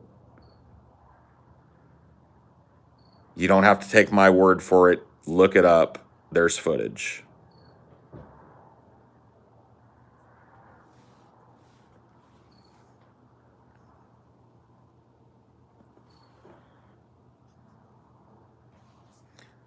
You make 10 an hour. Well, you make about like $3 and change more than the average politician in this country would make if I had my way. Because the federal minimum wage is still something like 7 something, right? All right. I think I'm done for the night. Thank you guys for chilling. I appreciate you guys hanging out. I'll see you next time. Bye.